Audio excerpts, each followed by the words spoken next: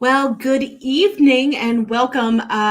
You are watching a live watch party of the Calder's Calling podcast. My name is Deana Weinheimer. I'm joined here today by, I guess you could call him our Hershey Bears super fan, but ultimately he is our Hershey Bears correspondent at the Calder Times, Corey Swartz. We are gearing up for I'm sure what's going to be a very entertaining, super hard fought game. It's late. Apparently, I can't speak then of Game 5 of the Calder Cup Finals between the Hershey Bears and the Coachella Valley Firebirds. Again, this is Game 5 coming up here in about 10, 15, 20 minutes, depending on when they drop the puck. But right now, this series, again, it's the finals. They're gearing toward the Calder Cup. This series is tied at 2 games. Corey, talking before the show, you mentioned that you were pretty nervous, but how are you feeling otherwise? Nervous and extra nervous. Have I mentioned nervous yet? I don't think you have.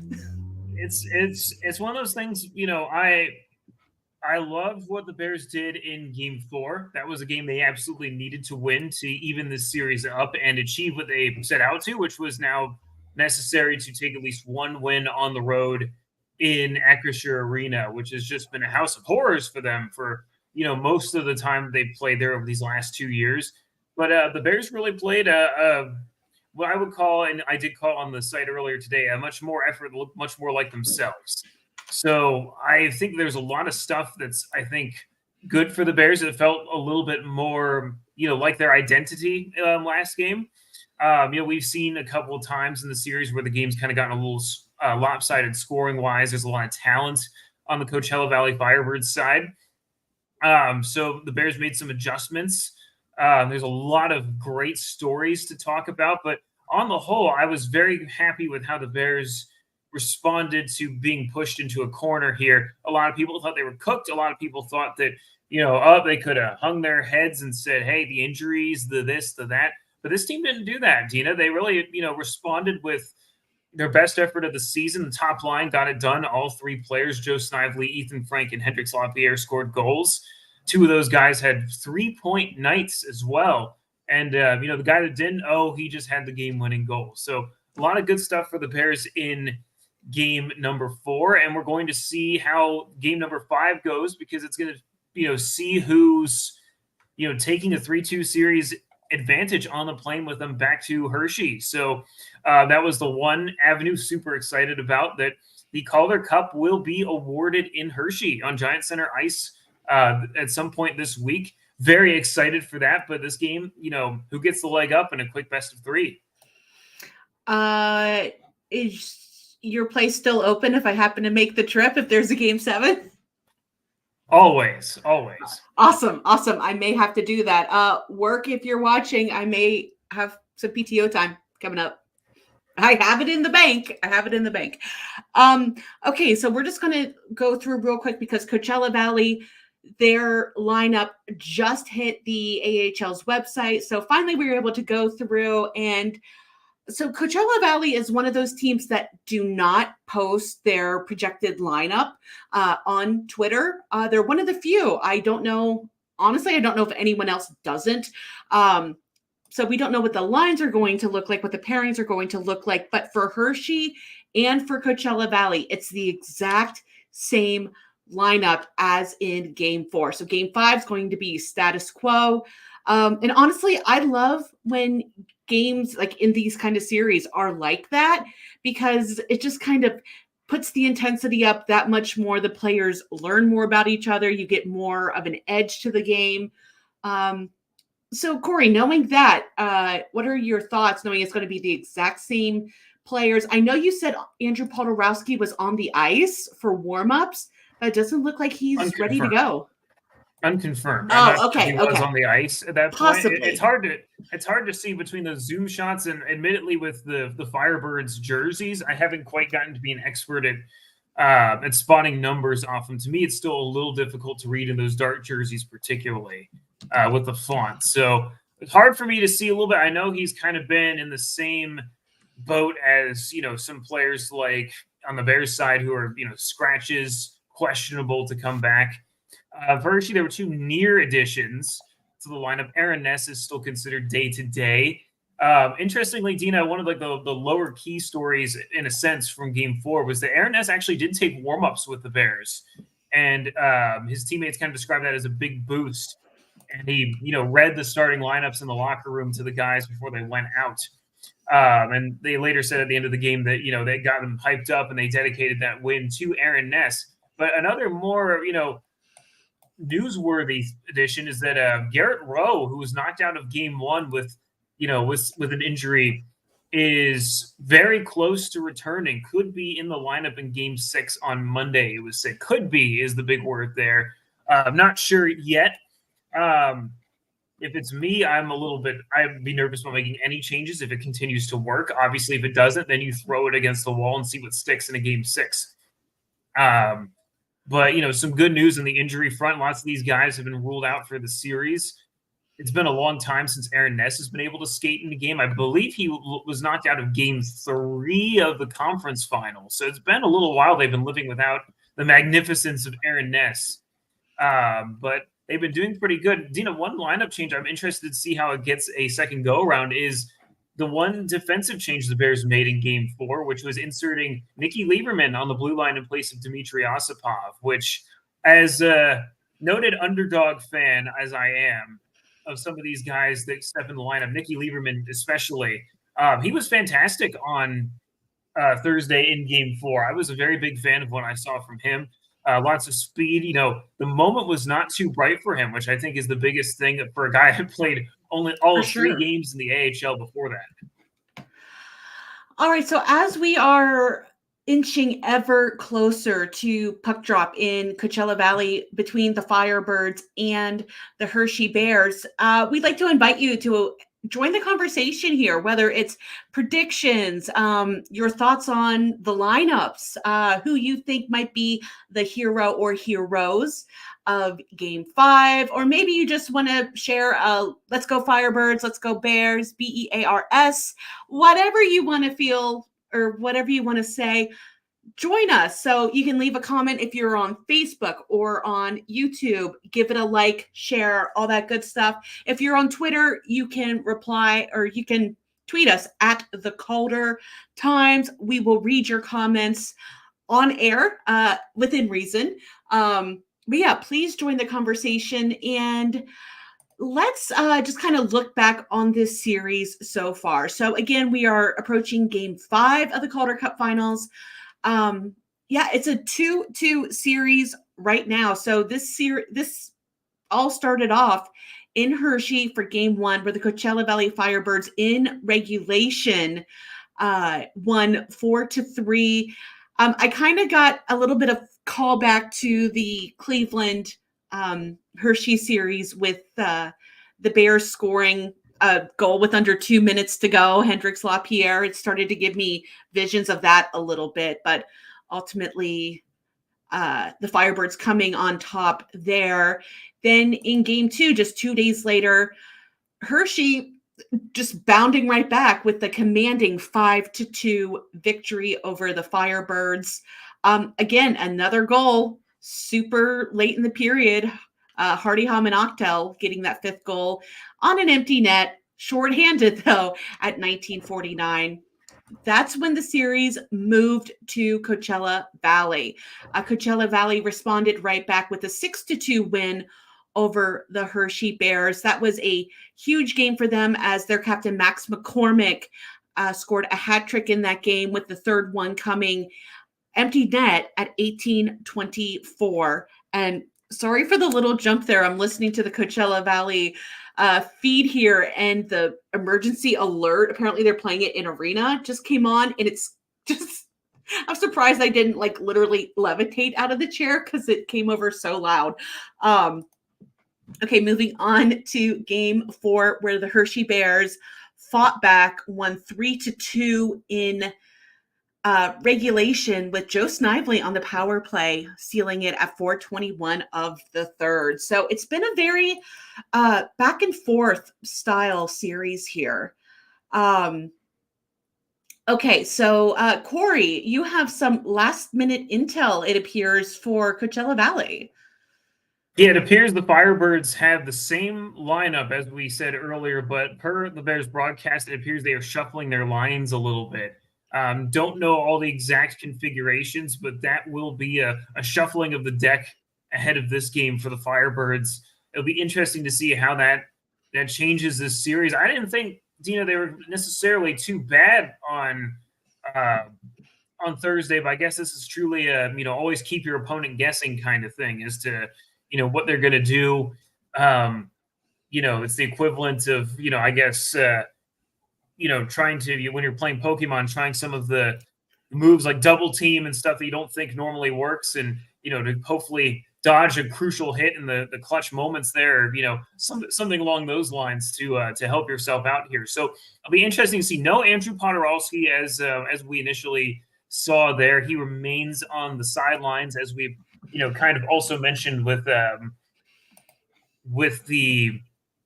the Bears lineup. They're missing a few of their key players as well. So it'll be interesting to see if that helps them. Deana, a couple of my keys for this game for the Bears. Don't play 4-on-4. That's kind of the biggest one that I kind of took away from that one. The Firebirds were exceptional during 4-on-4. Both of their goals came in those such scenarios. And simply put, the Firebirds have a lot of skilled players. We saw Shane Wright score a couple of goals in this series. He scored once in the 4-on-4. He was really good. He's one of those guys who will absolutely burn you if you give him space. Riker Evans was another guy who had a goal in just that same scenario here.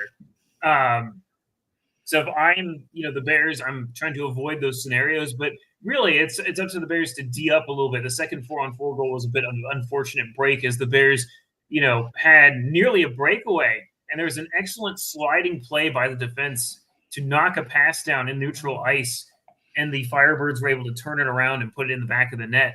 So kind of a crazy, turn of events. Sometimes you can't truly predict those lesser man scenarios, but find the Bears play to your strengths, keep it 5-on-5 or 5-on-4 at the very worst.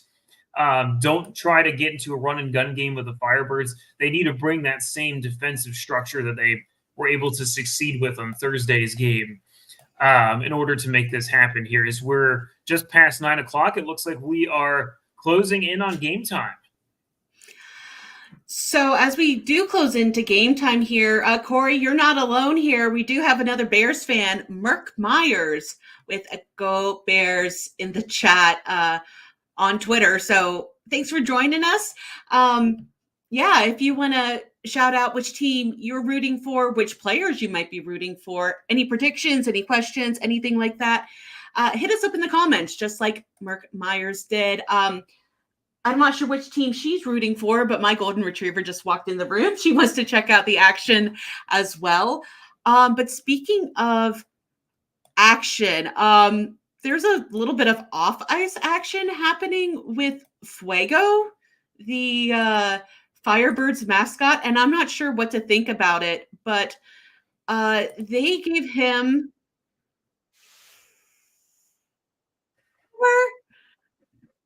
I don't know what to think about it, but I love immediately in the comments the Seattle Kraken is like, yeah, very cool. On that note, don't even think about it, Bowie. The answer is no. But I mean, I love the photos, but I'm kind of scared. They're telling Bowie not to think about it. I think that Paul Bissonnette is sweating somewhere. Pissed off the wrong mascot, it seems like, if they were to give him one of those. I mean, if any mascot's going to have a flamethrower, definitely that. But the fact that he has abs is very concerning to me. All right. The teams are taking the ice, the Firebirds, to a massive fire display. So, yeah, totally on brand for the Firebirds. I would love to know how they pull that off without melting the ice. That's my question, too. I'm like, if the ice is soft in that corner and the puck sticks there, a lot of times the ice has enough problems with water and all that kind of stuff. We don't need fire on top of it, causing any issues. But you can see, if you're watching the AHL TV feed, that the Flames are raised up just enough, just a good bit here. But, even so, it would still be one of those things where I would personally be a little bit worried about it. Especially, I just looked up the weather in the Coachella Valley, and right now it is currently a mild 108 degrees Fahrenheit. For our Canadian or overseas viewers, that's 42 degrees Celsius with a humidity of 16%. So at least it's not, stifling heat, but yeah, you would think that has to impact the ice somehow. Yeah, there's almost no way that it can't. But the good thing that AHL teams have compared to most rinks and most, people like us is that they have dedicated round-the-clock ice staff that do a really excellent job of taking care of the ice. You've seen some of these places that have put on outdoor games over the course of the NHL and AHL's illustrious outdoor history. If they can put some of these rinks where they do it, you hopefully should be able to, leave it in their capable hands so they know what they're doing, or, they have the right amount of ice or the right amount of things there. But if there is a long ice repairs, I will be throwing shade. I will say that much. Well, we do have our first Firebirds fan in the comments, Scott Kingsbury. Let's go Firebirds with a fire emoji. Scott, thank you so much for tuning in. If you want to be like Mark cheering for the Bears, Scott cheering for the Firebirds, let us know. Hit us up in the comments. Once again, you can tweet us at the Calder Times. You can leave a comment on YouTube, Facebook, anything like that. We want to thank all. Okay, I'm getting hit me up ahead of time with the nice. We got 69 viewers. So thank you all so much for tuning in. That number just jumped up while I was talking. So definitely appreciate all of you. But the anthems or anthem, we do not have a Canadian team in this series, but the anthem is beginning. So we will be starting here very, very shortly. So, Corey, I do have to say, I am quite happy that I correctly predicted. Mark picked up what I was putting down. Nice. We're up to 72 now, but I appreciate the sentiment there. But I am very happy that as I was listening back on our live episode this week, that I correctly predicted the score for Game 4. Oh, did you really? Yeah, with the right winner. So I'm very happy about that. Excellent. So you're welcome that I picked Hershey. All right. So while we're about halfway through the anthem here, but last minute, what are your predictions for tonight's game? I'm hoping and predicting that the Bears are gonna keep playing the right way that they have. I'm kind of hoping that Game 4 is a turning point in this series, that the Bears have found their game and now have confidence. Even after Game 2's win, I mean, we heard Todd Nelson kind of say that he didn't think his team played particularly well and that they could still get run out of the building if they weren't careful, especially in front of this hostile crowd. But to me, Game 4 was the best example that we've seen in quite a while of the Bears playing how we've seen them play, at least in the first 2 rounds in the regular season, I would say, where they looked like that team that could hold a lead and that could trade blows with even the best teams. Which is odd to say, despite the lopsided 5-2 looking score in Game 2. But there's a lot of things. They allowed a lot of shots. Hunter Shepard was magnificent. He's going to have to be magnificent no matter what happens in this game, in this series. But I'm hoping this is the Bears, getting back to and finding their style of play that's been so successful here. So we're into the ceremonial puck drop. It looks like some of the Bilesmas are doing the special puck drops here, which is kind of neat to see. This is Dan Bilesma's last game behind the bench for the Firebirds at home, which is still kind of surreal to say in some ways. So kind of a neat little nod by the team there as well to do that. There you're seeing on the screen here if you're watching a little bit of the end of the ceremony there. We are going to be playing hockey here shortly, which is very exciting for Game 5. Very excited for this. Yeah, that was just a nice move there by the Firebirds to give that final recognition to Dan Bilesma's wife, his son. Just since that organization started, this is their second year. They made it to the Calder Cup Finals. Each year, Dan Bilesma has been working his way back into the NHL, and they said, this was the ultimate goal. He wanted to add this to his the Calder Cup to his trophy case before he headed up to Seattle. And the puck is down. A really messy battle for the faceoff there. But we're underway. And we have Brent chiming in on X saying, "Go Bears, would love to see them win the cup live on Monday." That's such a weird thing to say. Not that I wasn't thinking of it. It is really weird. It'll be a first for me to ever see the Calder Cup awarded live before, which I guess I will get to experience no matter what happens here, which is neat. I am in the same boat as Brent. I would say that I want it to be the Bears accepting it. But either way, it'll be really cool to see that in person. So real quick, we are at 9:09 remaining right now. The Firebirds are just trying to get a shot.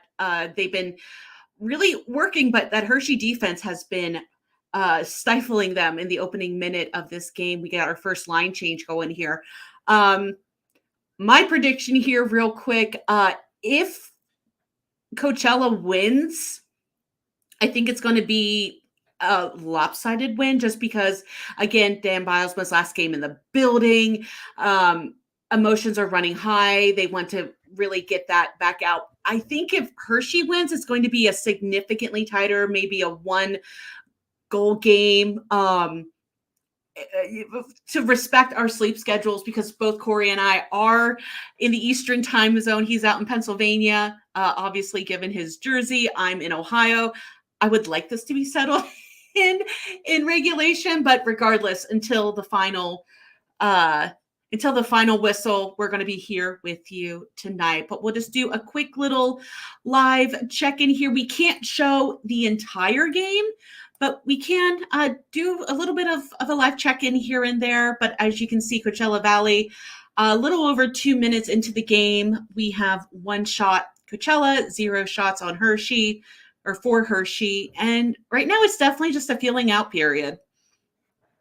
Yeah, it's going to be like this. This is how it's going to have to be played for both teams. I do agree with what you said earlier. I think the Bears, usually their forte has been winning in tight games.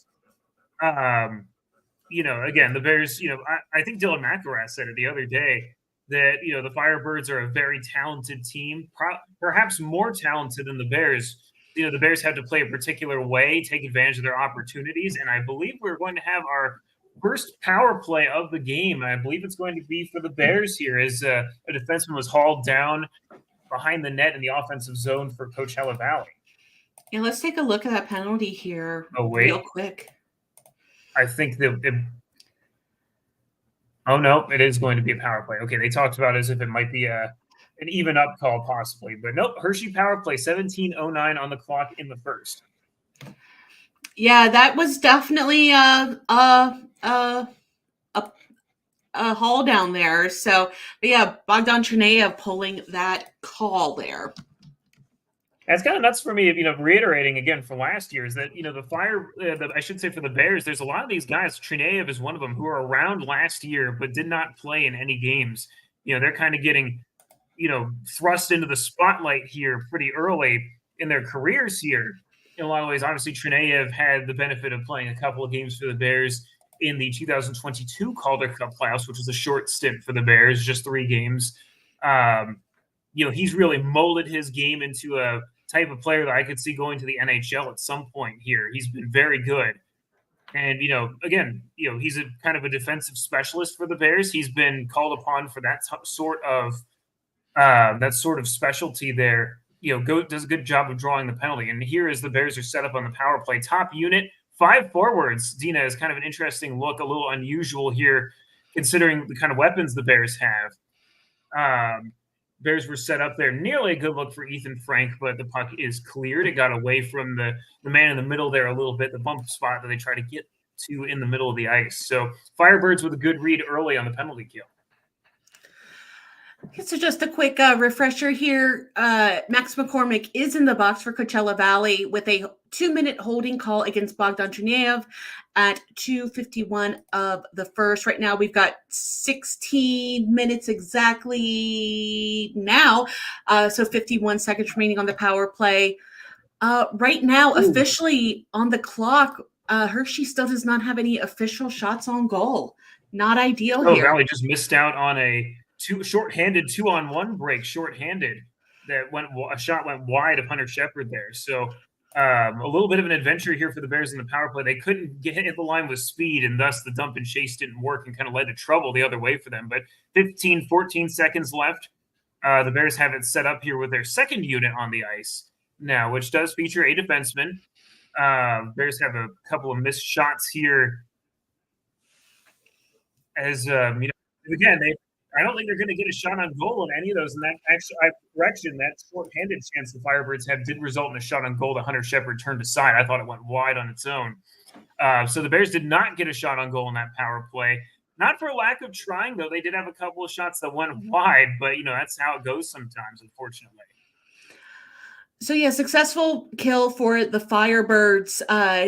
Really nice response to that early penalty here, but at 14:53 remaining in the first period, Game 5 of the Calder Cup Finals, we have Coachella Valley leading in shots 2-0.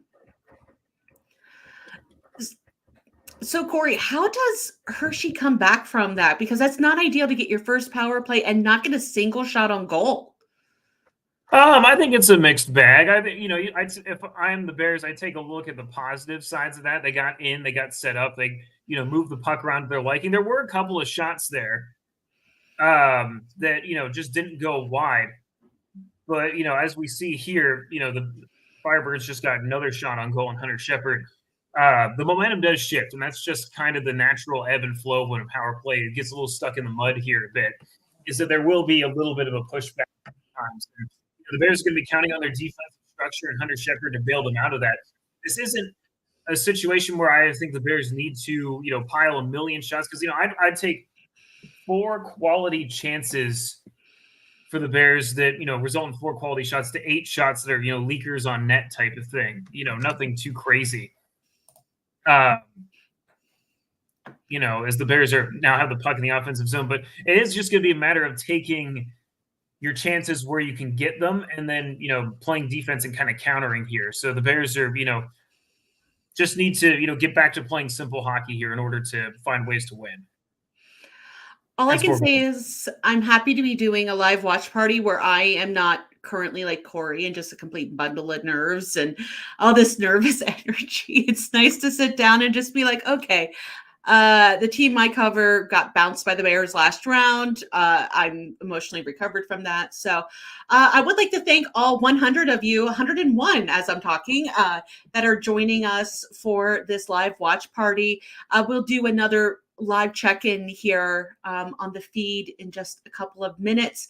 But if you would like to join the conversation, offer up your predictions, anything like that, please leave a comment. Tweet us at the Calder Times. Let us know, again, your predictions, which players are going to be your keys to the game. Or maybe if you just have a question or want to say, hey, we would love to hear from you, just like we heard from Scott, Merck, and Brent earlier on in the show. So we'll go ahead and do a quick little live check-in here. And, of course, Ethan Frank doing Ethan Frank things, really moving that puck really well. Yeah, the top line for the Bears here, we talked about a little bit at the top of the show, was Hershey's best line on Thursday. They've been a dominant force for most of this series. I mean, saying it for one game is a little bit reductive to them, I think, in some ways. You got 2 guys that are looking to make the NHL, and Hendrix Lapierre, who was there, a guy like Ethan Frank, who's been there, and can't rule out Joe Snively, who is an unrestricted free agent after this run. And Deana, was really hard to believe just kind of a couple of days here, a little over a week from today. All 3 of those guys are roaring for more, as the old saying goes, to try to get some future opportunities here. And they've been outstanding here. I mean, Bears fans are, got to be appreciating these guys while they're still here. It's going to be a different team in that respect. A lot of these guys are going to be, moving on and moving up as a result of these last two great runs for the Bears in the last 2 years. Yeah, it's hard to believe. It seems like the season runs later and later every year. But before we know it, it's going to be UFA time for a lot of these players across the league. Of course, in the American Hockey League, for those that may not be in the know, a lot of those AHL only contracts, which basically the AHL organizations will supplement what their NHL affiliates send down in terms of their two-way contract guys or their prospects with their own AHL deals. And those are mainly just 1 year. You very rarely get a 2-year deal. And that's pretty much the max. You don't see these 4, 5, 8-year deals like you see in the National Hockey League. So a lot of times there's a decent amount of turnover. So it's a bittersweet time of year for a lot of American Hockey League fans. And if you're a Bears fan out there, you don't have to worry as much because the Bears actually do have 3 players who are under AHL contracts for 2 years, basically meaning they'll be under contract for this year as well as next year. And Mike Vecchione, Aaron Ness, and Jake Massey on the ice. All those but Ness, of course, who will be back for next season as well. So the Bears do have quite a few players on those rare 2-year contracts. And, Deana, one thing I do have to mention here, I had a comment on Twitter that someone was finding it difficult to listen to Zach Fish's great call as well as us at the same time. I'm right there with them. This is a little bit challenging, especially with how nervous I get during games to keep yapping. But here we are. We're going to keep doing it. It's so right now we are in a TV timeout here. So the Firebirds are doing a salute to their head coach, Dan Bylsma. A lot of signs, the team standing up on the bench, giving the stick salutes. This is his final game in Coachella Valley as he has been promoted to the head coach of the Seattle Kraken. Who was that? Dave Hackstall that got let go up there? Dave Hackstall, yes. Yeah, there's so many on the coaching carousel that sometimes I can't keep track always. So, but yeah, that salute. I know he means a lot to that team, to everyone down there, but getting the well-deserved call up. Just a quick recap, 12:06 remaining in the first period. We're at zeros right now. Low shooting game. Coachella Valley has 2, Hershey 1. It's definitely a defense first game so far. Yeah, and that's the way that it's going to be. We saw, early goals, I think, in most of the first 3 games, I believe. Probably going to be a little bit different. Both teams are going to really, be stout defensively. It's going to be it's going to be a grind. It's going to be a battle.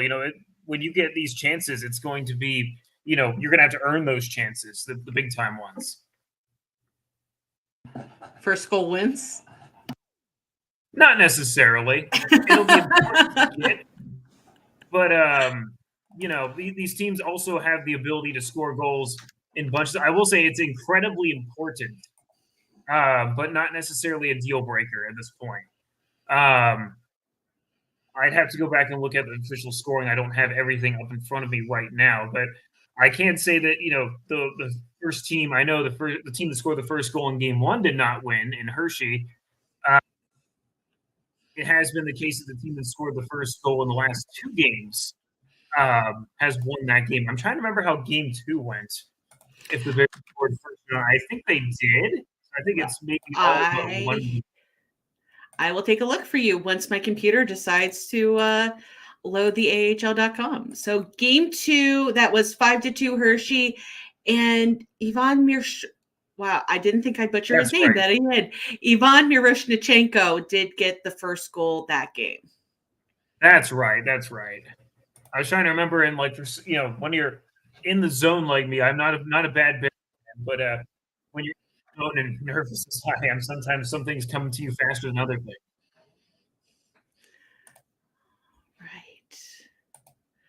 Okay, 11:09 remaining. We'll check in here on the feed again, but we would love to hear from all of you. There's about 120 of you in the stream right now. Thank you so much for joining us. But yeah, if you have any comments, let us know who you're cheering for. If you have any questions, if you have an odd stat to share, we had somebody in our last podcast live show share some really good stats with us, so we would love to hear from you here. But yeah, the teams are having a bit of a hard time getting anything going right now because it's been a few whistles here. They get going, bad face off, icing, whatever. So hard to really get anything whenever you can't even skate for more than 5 seconds.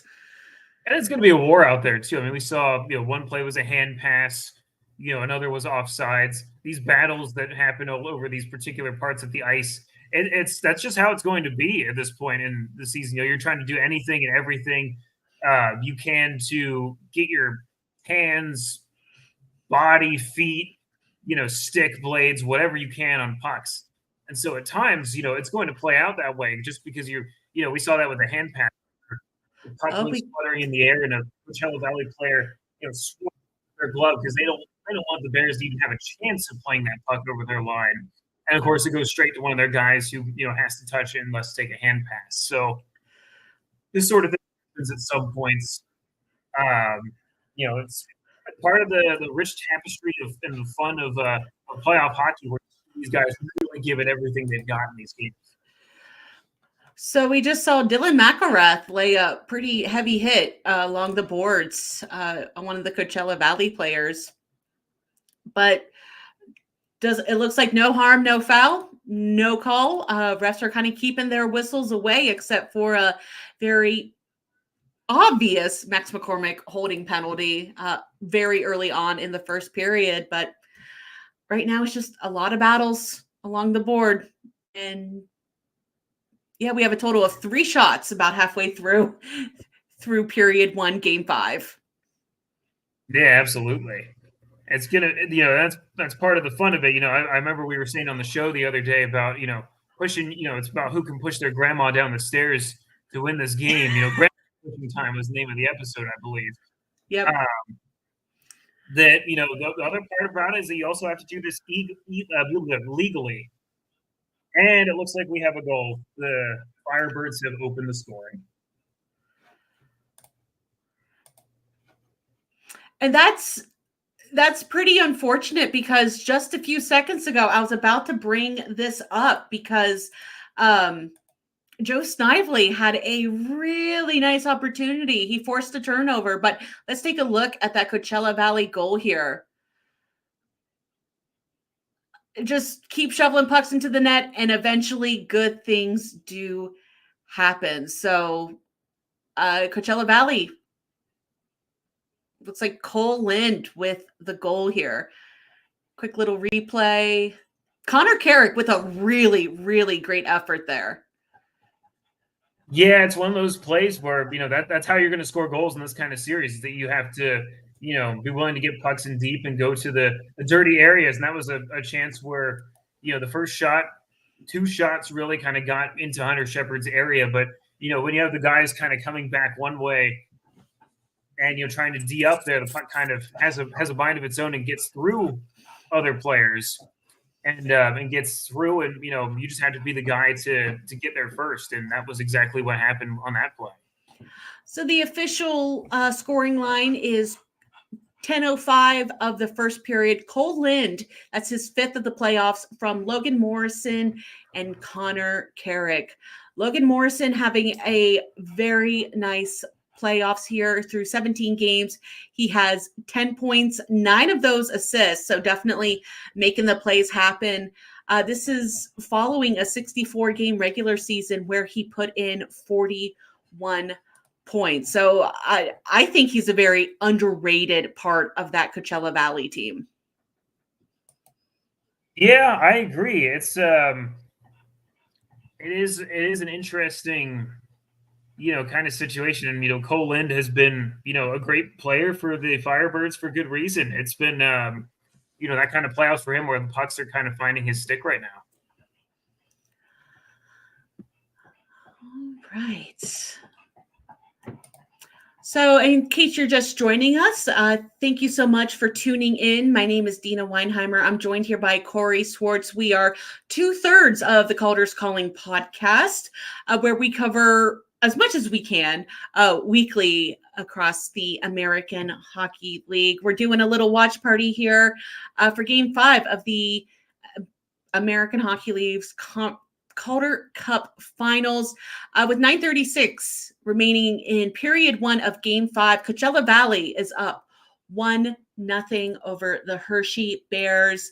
Let us know how you're feeling. Are you like Corey and extremely nervous? Are you like me, just here for, all the fun, all the vibes, all the action? Are you a Coachella Valley fan that is very fired up with that early goal? Just let us know. Join us in the comments. We have a penalty here, Deana, on the Bears this time. Nikki Lieberman's going to sit for 2 for holding, I believe. Yeah, that was kind of similar to that Max McCormick holding call. It's just one of those ones that quite obvious and you have to call it.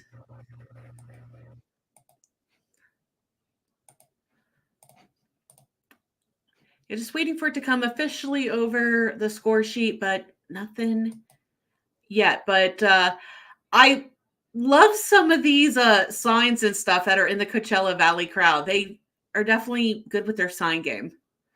Yeah, I said in our Discord channel the other day, Firebirds sign game has been strong. They had some good ones on Thursday. Like there was one where, someone got called for tripping, and somebody had a perfect sign for that scenario where it said, "That's not tripping, you're tripping, ref." And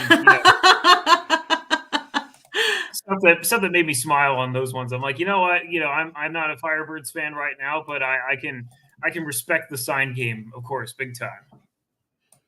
Yeah. I always love a good sign. So, all right. So the Coachella Valley Firebirds are on the power play. 10:34. Nikki Lieberman, 2 minutes for holding. A quick look back in on the shot count. Coachella Valley is up 6-2 on that and have the 1-0 lead here. Just because I find these interesting, I want to take a look at the scoring chart here. So Coachella Valley in blue, Hershey in this yellow, everything down low so far.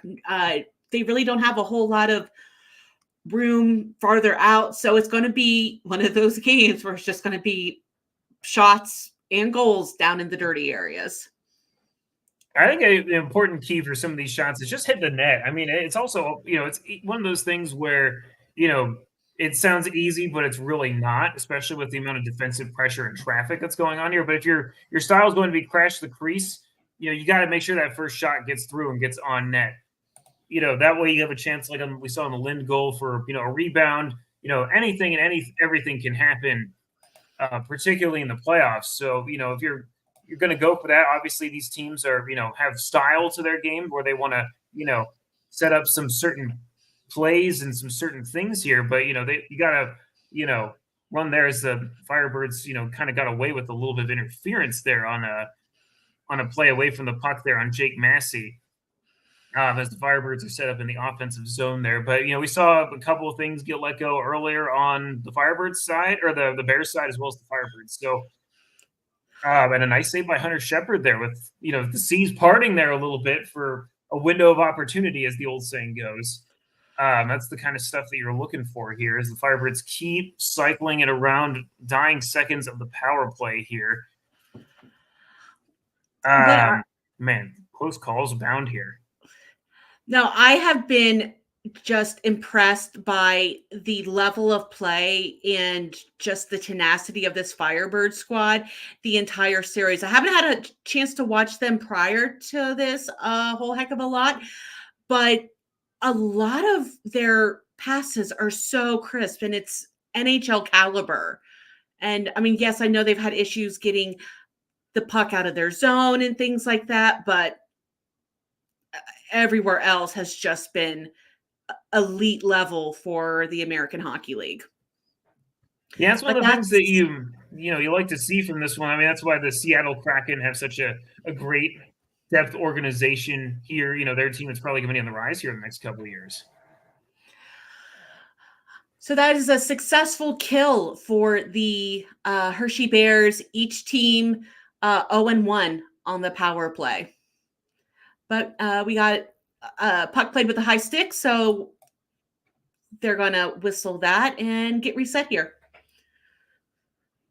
Yeah, it's a big kill for the Bears. You want to see them kind of turn the momentum. They had the top line on the ice there immediately after the penalty kill to just try and just do that. And they got the puck in the zone and were able to work it around just a little bit ago there.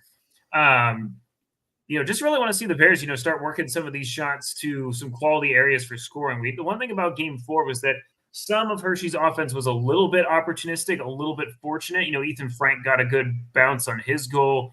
Joe Snively's goal was another one where it, rattled off of a, seemingly like a pinball bouncing around on, a couple different players before it went in. But this time of year, it's all good. That's the kind of stuff you kind of have to go for in some ways, just like we saw with the Cole Lind goal where it's, not exactly how they draw them up, but it goes in regardless. All right, so Coachella Valley leading in shots and in the overall games. 1-0 in the score, 7-2 on the shots. But it's not that Hershey's playing a bad game or Coachella's looking that much better than them. It's truly just sometimes you get a puck down low, you get some battles, and something connects. And that's exactly what happened earlier on in this period with Cole Lind getting credit from Logan Morrison and Connor Carrick. If I'm Hershey, I need to see them get their feet moving a little bit more here in the offensive side of the puck. They've had nice save by Hunter Shepard there to turn aside on a little bit of man behind the play there a little bit. If I'm Hershey, I want to see the Bears, move their feet a little bit more, get in heavier on the forecheck. They were, a little bit better in that respect on Thursday, I felt, where they were a little bit better at getting to pucks, causing havoc in the Firebirds zone. For right now, it feels like it's just they've been a little bit behind, and that's not really a good sign to me, where they've been just a step away, a step behind. They were dictating the pace a little bit more at this point on Thursday. So, although, the penalty kill and all that stuff, that's naturally going to affect this in some ways too. But I really want to see them kind of get back into creating some more offense. It doesn't feel like they've really gotten many, if any, pucks really even close to Chris Strieger at this point. So I'm a little bit concerned in that respect, where I want to see them kind of, put it back into gear here in the last 5 minutes of this first period. So once again, if you are just joining us, we appreciate you tuning in. All 140 of you, we're glad that you're here with us. My name is Deana Weinheimer. I'm joined by Corey Swartz. We are 2/3 of the Calder's Calling podcast, doing a little watch party for Game 5 of the Calder Cup Finals, where the Coachella Valley Firebirds and Hershey Bears in the series are locked up at 2 games each. But in this game, with 5:27 remaining in the first, Coachella Valley is leading 1-0 off of a Cole Lind goal. I've had a couple comments on Twitter saying the Bears look like they're playing a little bit in slow motion here, which I happen to agree with a bit. It could be worse. We saw it kind of snowball in Game 3. The Bears are holding the fort a little bit better here tonight so far, I feel like. But, they got to get some kind of offense moving here at some point here in order to, switch the tides up in this one. So here is a fact that was just tweeted by Judd Spicer on Twitter. He is an 8-time, so his bio, Twin Cities native, now in the desert, 8-time award-winning writer and broadcaster, and the Firebirds insider. In the 11 previous finals meetings between the Firebirds and the Bears, the team to score first has won 9 times. He continued to say it says a lot about teams' respective abilities to dictate differing styles of play. So that's a stat. Very much so. Well, we do have a change in the ice here. The power play after a good offensive zone shift with 4:39 left in the first period. So I completely missed that. I'm going to rewind this, take a look here. Oh, yep. That was another one where player goes down so easily. A sign being held up right now that by a Firebirds fan that just says in all red, he's innocent. That was one of the other ones from Thursday, actually. That one's so good. I love it. Like I said, sign game is strong. I just love how much the Firebirds fans get into the game. It's just so much fun. I enjoy it.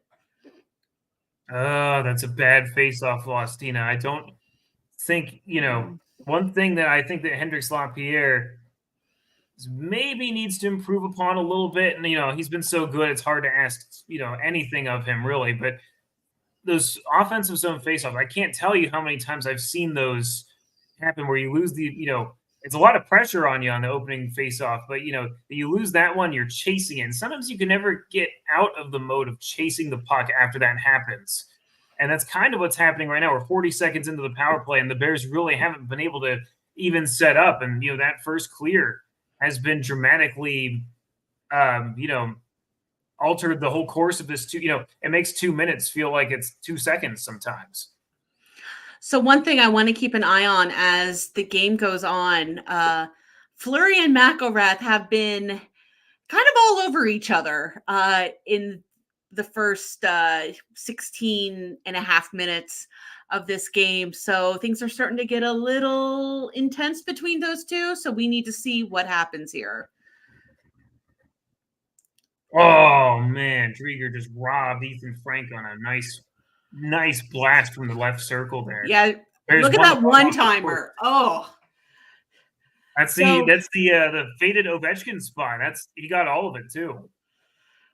That was, let's check out this replay here. This Ethan Frank goal and Schultz almost had his goalie screen there. That was almost a surefire goal. Yeah, I think they mentioned on the broadcast here as I'm listening kind of in the background that, maybe not all that shot for Ethan Frank. And I can agree with it on seeing the replay that he didn't get all of it. Unfortunately, again, another faceoff loss for the Bears, and that's probably going to do it for most of the rest of this power play, unless they can really get something going here in short order. But sometimes all you need is a shot like that or a shift like that top power play unit just had, despite the faceoff loss, to start getting this team going again. It doesn't take much for the Bears to get confidence, and when they do, watch out.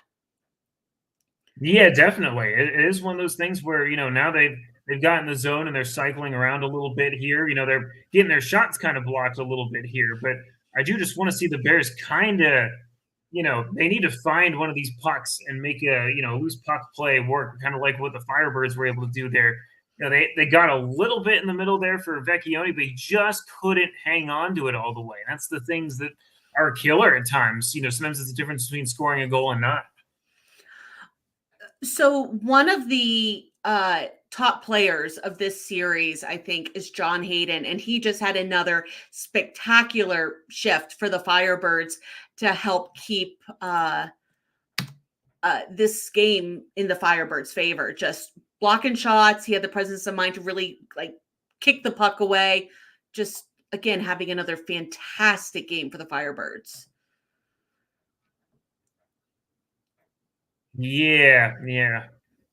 Bears are getting some shots now, though. I mean, they've almost pulled the shot gap even again off that power play.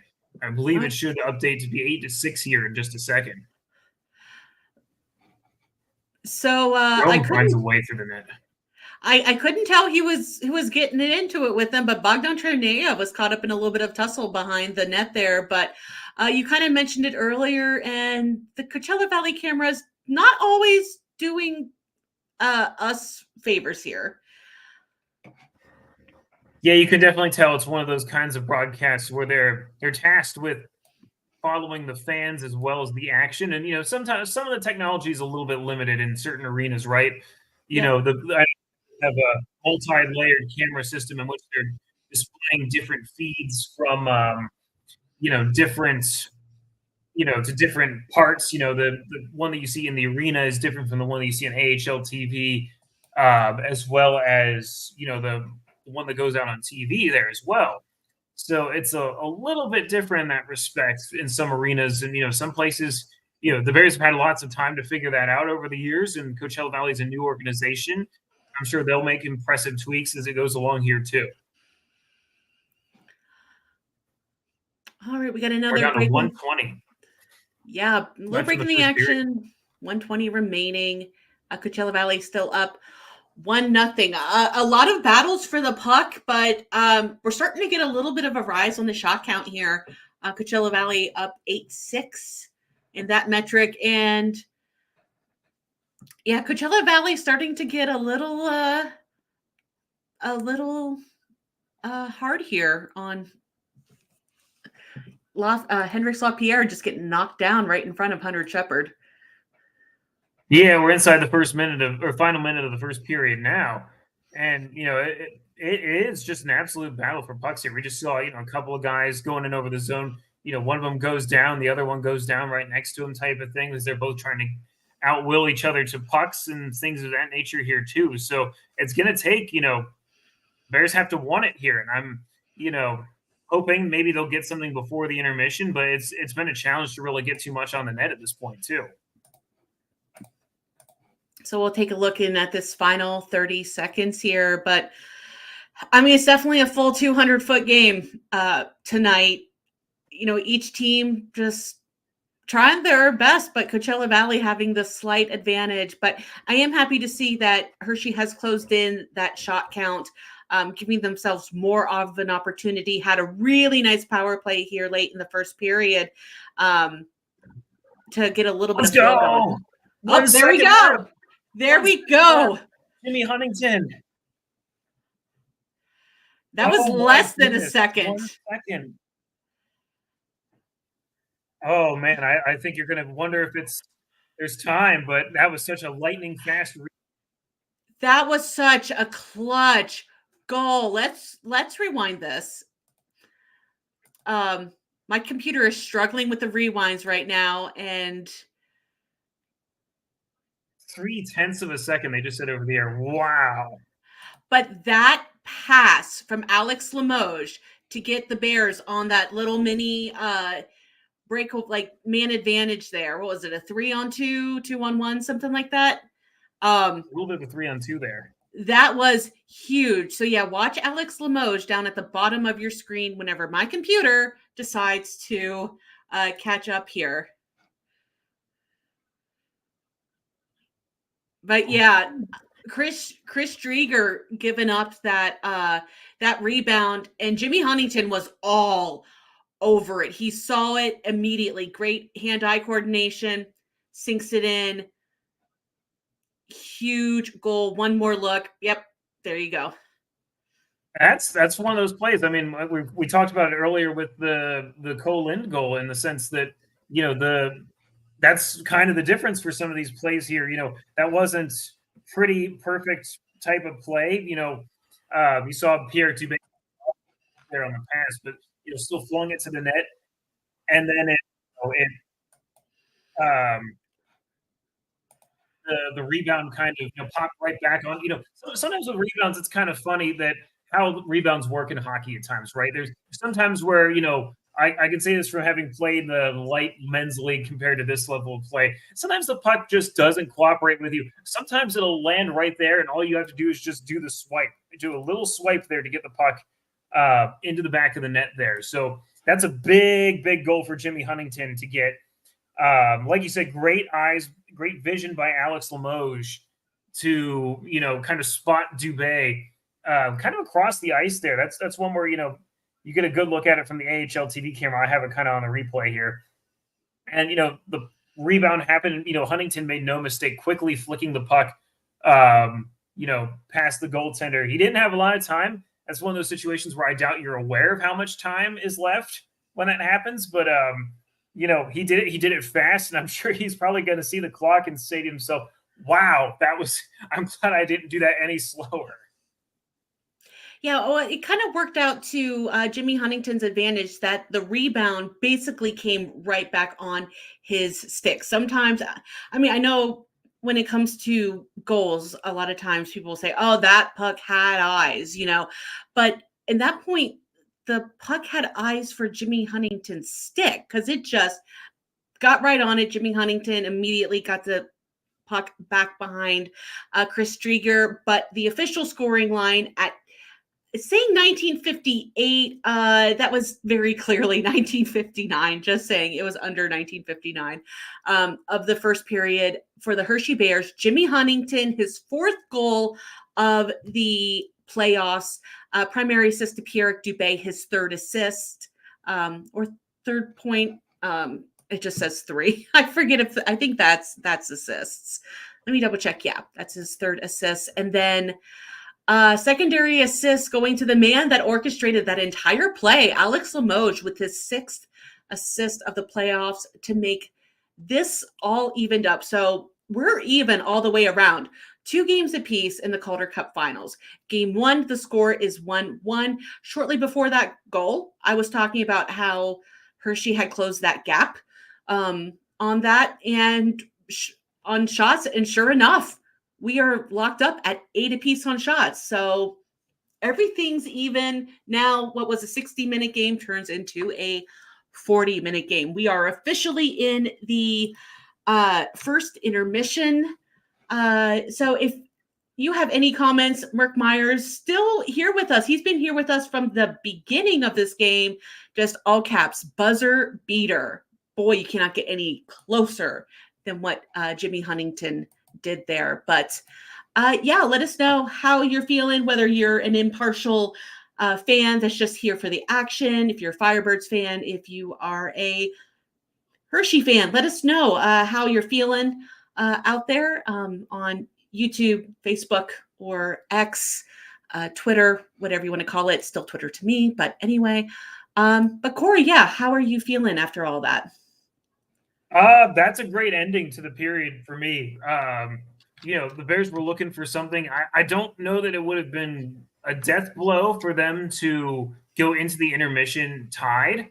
I should say, trailing by a goal there. It wouldn't have been a death blow, but it would, anytime you can get a goal like that, that's just such a difference maker. And in such a fashion like that too, I mean, you can't really ask for much more, in my opinion, after that. So I like what I've seen from them a little bit. That was a good response. And like you said there, the Bears, also did a kindness by evening the shot count up with 2 shots there in the final couple seconds of the period to, kind of send us into this intermission tied. So I think for the Bears, that you have to look at that as momentum building type of goal. The goals are going to be at a premium in this game.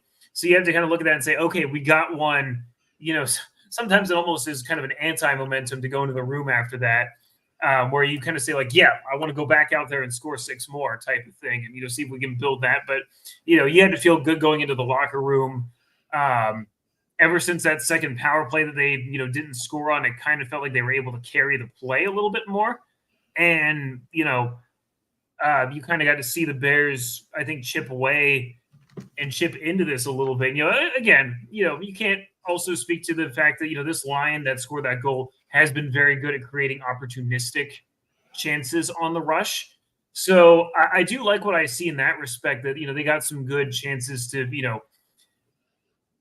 do something quickly. And that's all you can ask for in games like this, is no matter how you get a goal, you just have to get a goal. You have to dive into the net, dive head first. If my referee friend that, I know listens to some of our podcasts is out there listening, I'm a good person. I'm a good boy. I will not do that to anybody next week at hockey. I'm reformed. don't worry about me. But you have to throw yourself into the net sometimes if you know that puck's going to be there and it's going to go in with you. And Jimmy Huntington did that. He was smart. These guys have all the knowledge, great body positioning, all that kind of stuff. The Bears have been fantastic. We'll see if they can continue that in the second period. Well, we have another Bears fan checking in on Facebook, Nate Mitchell. Let's go Bears. Nate, thanks so much for tuning in. And Nate's Hershey Bears are tied with the Coachella Valley Firebirds. If you're just joining us, we are in the early stages of the first intermission here in Game 5 of the American Hockey League's Calder Cup Finals between the Hershey Bears and the Coachella Valley Firebirds. This game is all locked up 1-1 at the end of the first period. Shots on goal are evened up at 8 apiece. Just a quick look at the scoring there. So Coachella Valley actually got this going at 10:05 of the first period with a really down low goal that kind of came off of a bouncing puck by Coland. That was his 5th of the playoffs. Primary assist to Logan Morrison with his 9th assist of the playoff, and Connor Carrick with his 6th assist. And then right now, the official scoring sheet says it was 1958. I think it was actually 1959 based off of the game clock. But Jimmy Huntington with an amazing rebound goal off of Chris Drieger nets his 4th of the playoffs. Pierrick Dubé with his 3rd assist of the playoff. But the guy that really got that scoring opportunity set up was Alex Limoges with a great feed across the ice to get a little bit of a 3-on-2 going for the Bears there. So again, all locked up. We have another Bears fan chiming in on Twitter, X, what have you. Lisa Krills McDonald. I hope I said your name right, Risa. But she's saying, let's go Bears. We want the cup.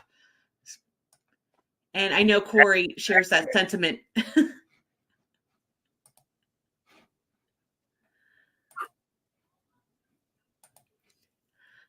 So, Corey, while you're gone, we had 2 Bears fans check in.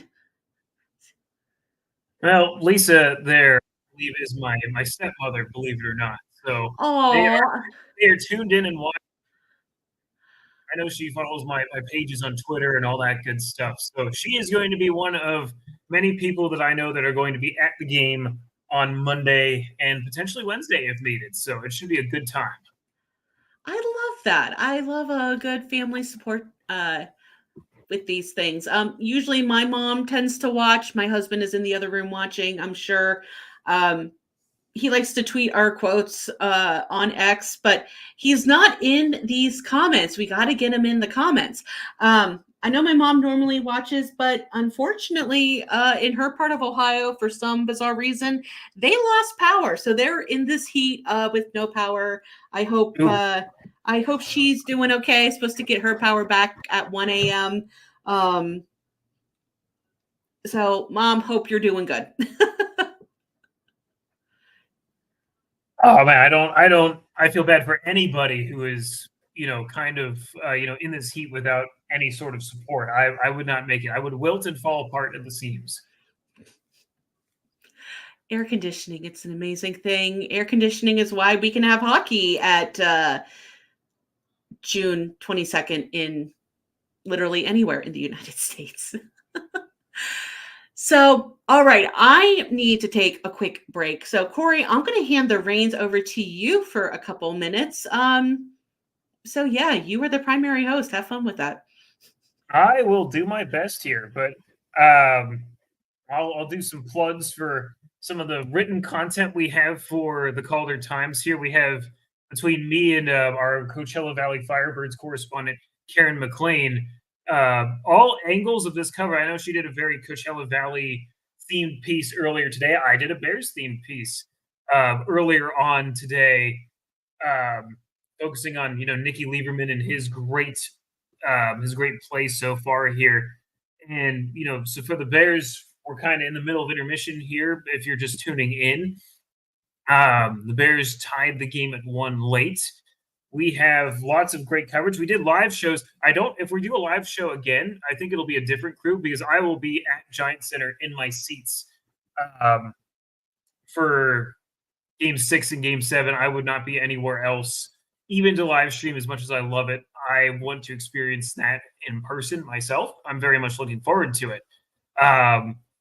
We also have our great photographer, Carl Minieri. He's been a longtime veteran photographer at Hershey for so many years. So we're very fortunate to have him and his great pictures. That's one of my favorite things. I don't get to talk about this. If you follow me on Twitter, I do talk about it a lot, but I always like to talk about hockey photography is my favorite thing. You get to see so many great pictures around the Giant Center. If you've been anywhere, around there inside of some of the normal areas and in the normal areas now too. The Bears have so many great pictures and photographers from over the years with their work displayed on the walls there. But Carl's the best. Carl is fantastic at what he does. It is my joy to use his pictures for every one of our articles here, whether it's on the Calder Times or over on the blog at Bears Hockey Nation. If you don't know, we have an Instagram page for that as well now, where we post a lot of the highlights and the great pictures, because Carl always does a great job of getting shots of the puck just going into the net. So my plug for Carl will always be a thing that I have to do here for sure. So we are into intermission here. I want to say, let's see how that goal officially read out for the Bears. I believe it should read out from Jimmy Huntington, his fourth of the playoffs, from Pierre Dubé and Alex Limoges. Good to see Alex Limoges getting more points here. He's one of those guys that hasn't had an electric playoff in terms of, quite as astounding of point production as he did in the regular season, but it's about on par. He's got 10 points in 19 playoff games. Crazy to say we have 19 playoff games under our belts for some of these ones, but that gives him 4 points in his last 4 games. That's a goal and 3 assists. If you dial it back a little bit, he has been producing pretty darn well. That gives him points in 5 of his last 7 games, I believe, and a pretty impressive mark for him. I'm just reading off the AHL stat sheet here. But outside of that, we have some other great stuff coming up here for the Bears and hockey in general. We talked about it a little bit on the blog post and a little bit on the Calder Times earlier this week, but we're going to be jumping straight into the offseason once this series comes to an end this week. And it's kind of alarming at what pace it moves at here. We have this series, which could extend to either June 24th or June 26th at the very latest. But then, right after that Friday, just 2 days later, is the NHL entry draft, which starts on Friday, goes into Saturday the 29th, and then free agency starts just a couple of days later, Monday the 1st, I believe. So, we're going to be throwing ourselves right into summer mode here to talk about some pretty important off-season stuff. So it's kind of going to still be kind of crazy here for a little while. Contracts will be expiring. The AHL's doing a job of getting the series over with, much to my chagrin about how the scheduling is played out before that day. So, these coaches and staff, whoever needs to be there can be there for the draft and, in the rooms here for the start of free agency. So a lot of good stuff coming up here all at once, rapid fire. Who says we need an offseason? I don't need an offseason. Bring it on. It's less than 3 months until the Washington Capitals start preseason again. So I don't need a break. You don't need a break. We might as well just says I don't need a break? I want a break. No, we don't. We don't need no breaks. No breaks. Okay. Maybe a little bit of time in August would be okay, but that's about as much as I need. Can I have 2 weeks? No, you will have nothing and like it. It seems. Jeez. Corey's telling me, the owner, that I'm not allowed to have 2 weeks. No, you'll get 2 weeks. It'll just be I know. You'll start to get a little bit of time under your belt, and then boom, your team will announce a signing. Boom, it'll be another. It's rare, and as AHL covers, people that cover AHL hockey, your summer is never just July 1st. It could be the dead of August, as it was when the Bears hired Todd Nelson as their head coach a couple of years ago. That suddenly, you're thrust into, doing everything all of a sudden. to prepare for, some changes. And there will be some changes across the board here. We talk about the Bears, and Deana, you talk about the Cleveland Monsters all the time. We know there's going to be a lot of changes just across the board for both of these teams coming into things. Some we're ready for, some we're not ready for. Don't remind me. Looking at the UFA list for Columbus with AHL impacts has me stressed beyond belief, mainly because there's a new GM in Columbus and they don't have a head coach, meaning Columbus, and yeah, I'm stressing with that. So, okay, so it looks like we're going to be getting ready to go here in just a few minutes. So if you're just now joining us as we're gearing up for period number 2 in game number 5, first of all, great job, Corey. I love your shout out to Carl. We appreciate him and all of our photographers here at the Calder Times. But again, if you're just now joining us, we are surrounded by 246 of our closest friends. So hello, thank you for joining us. We're doing a little watch party here for Game 5 of the Calder Cup Finals, which is tied at 2 games apiece. And this game between the Coachella Valley Firebirds and Hershey Bears out in the Coachella Valley is tied at 1. Shots are tied at 8. So it's literally impossible for this to be any closer, but a quick check on the scoring. Cole Lind scored at 10:05 of the first from Logan Morrison and Connor Carrick. Jimmy Huntington scored at, again, it's still saying 1958. I still believe it was 1959 from Jimmy Huntington, from Pierre Dubé and Alex Limoges. Hershey is 0 for 2 on the power play. Coachella Valley 0 for 1. So this time, as we do check in, Hunter Shepard's going to be off to the left, Chris Drieger off to the right. So we will be doing occasional pop-ins here as the goalies get all prepped. They're scuffing up their crease, getting ready to go. How you feeling, Corey? I feel a lot better that they, got that goal late. I almost hate to say it negates in my mind the what would you call it, the advantage of scoring the first goal. I feel like the first goal is a bigger advantage if you get into the intermission with it. And both in game 4 and this game, we kind of saw that nullified if memory serves correctly. Okay, no, never mind. That was second period and the third period, as I'm remembering here. That the Firebirds scored early in the next period. This time it was in the second or the third period to tie the game at 2 was very early on, just a few seconds in. And rather in this case, this was rather late. So I like to think that kind of negates. I say all that to say I stumble over my words for all that time to say that I don't know that the first goal is a factor anymore, Deana. So I just checked in on Patrick Williams' Twitter. He is he's the main feature writer over at the AHL.com. The official score or the official time of that Jimmy Huntington goal was 1.3 seconds remaining in the first.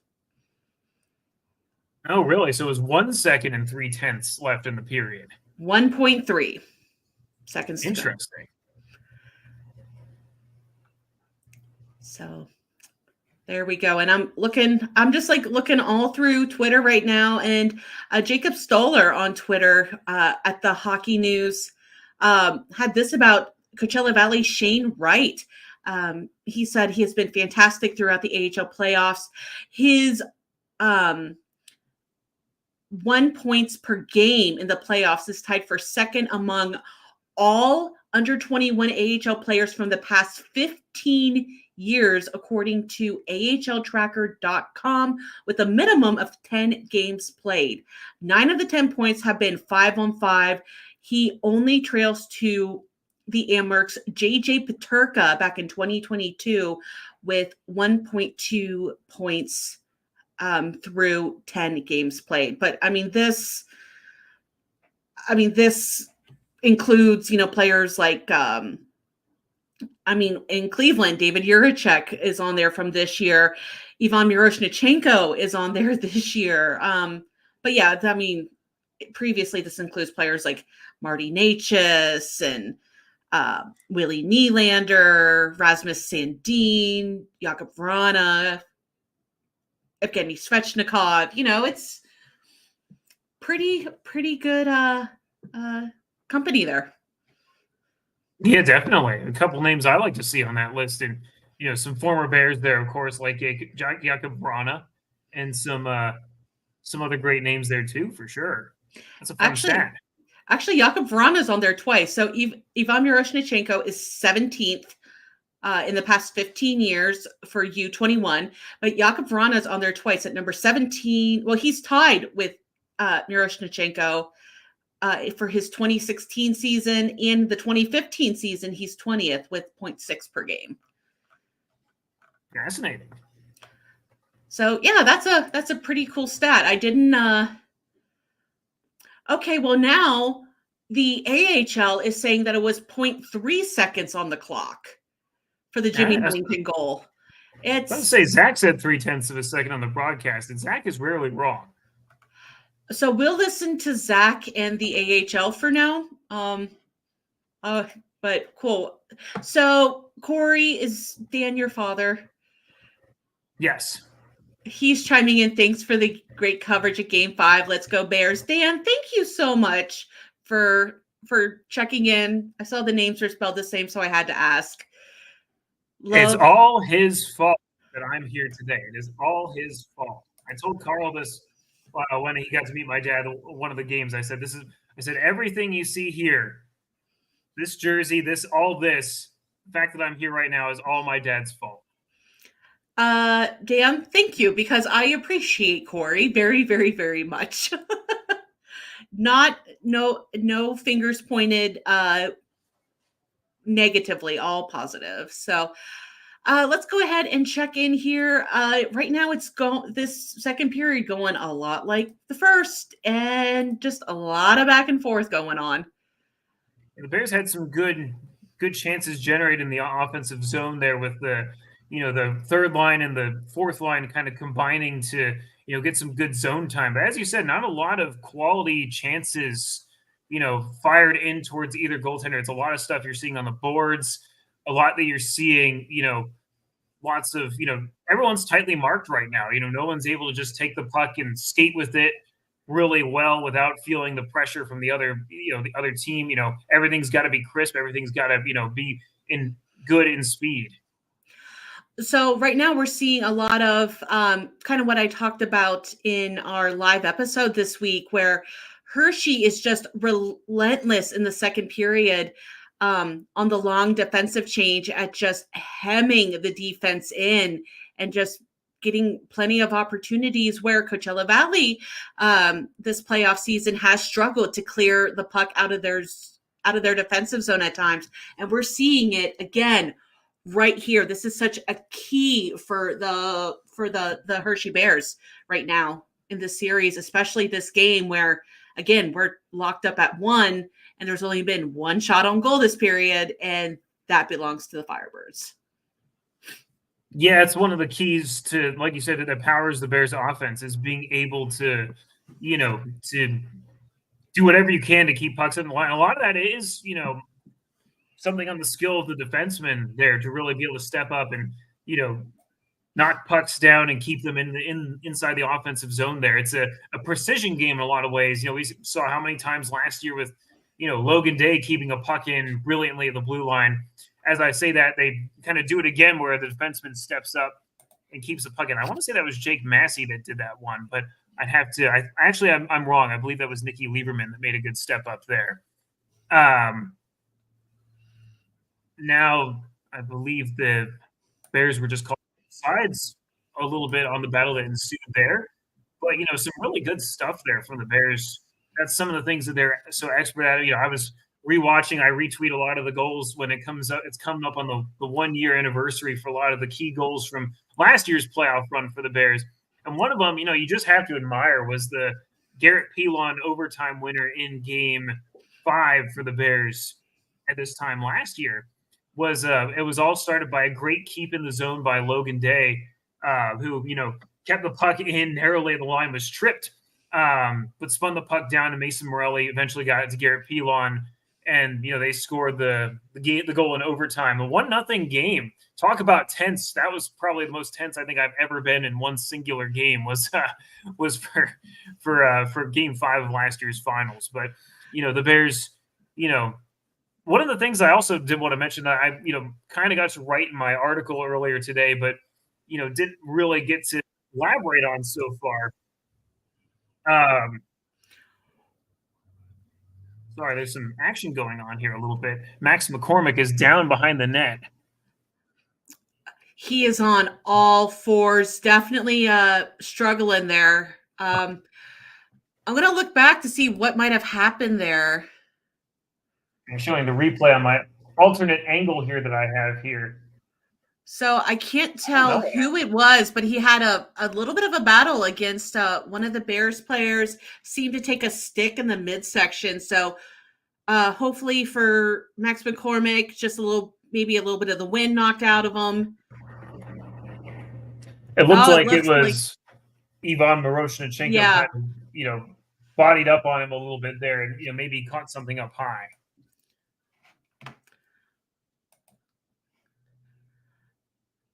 So yeah, that's a hard battle in close on Hunter Shepard. So we'll keep an eye on Max McCormick to see if he returns to the game. He was key the other night, getting a hat trick, the team's captain.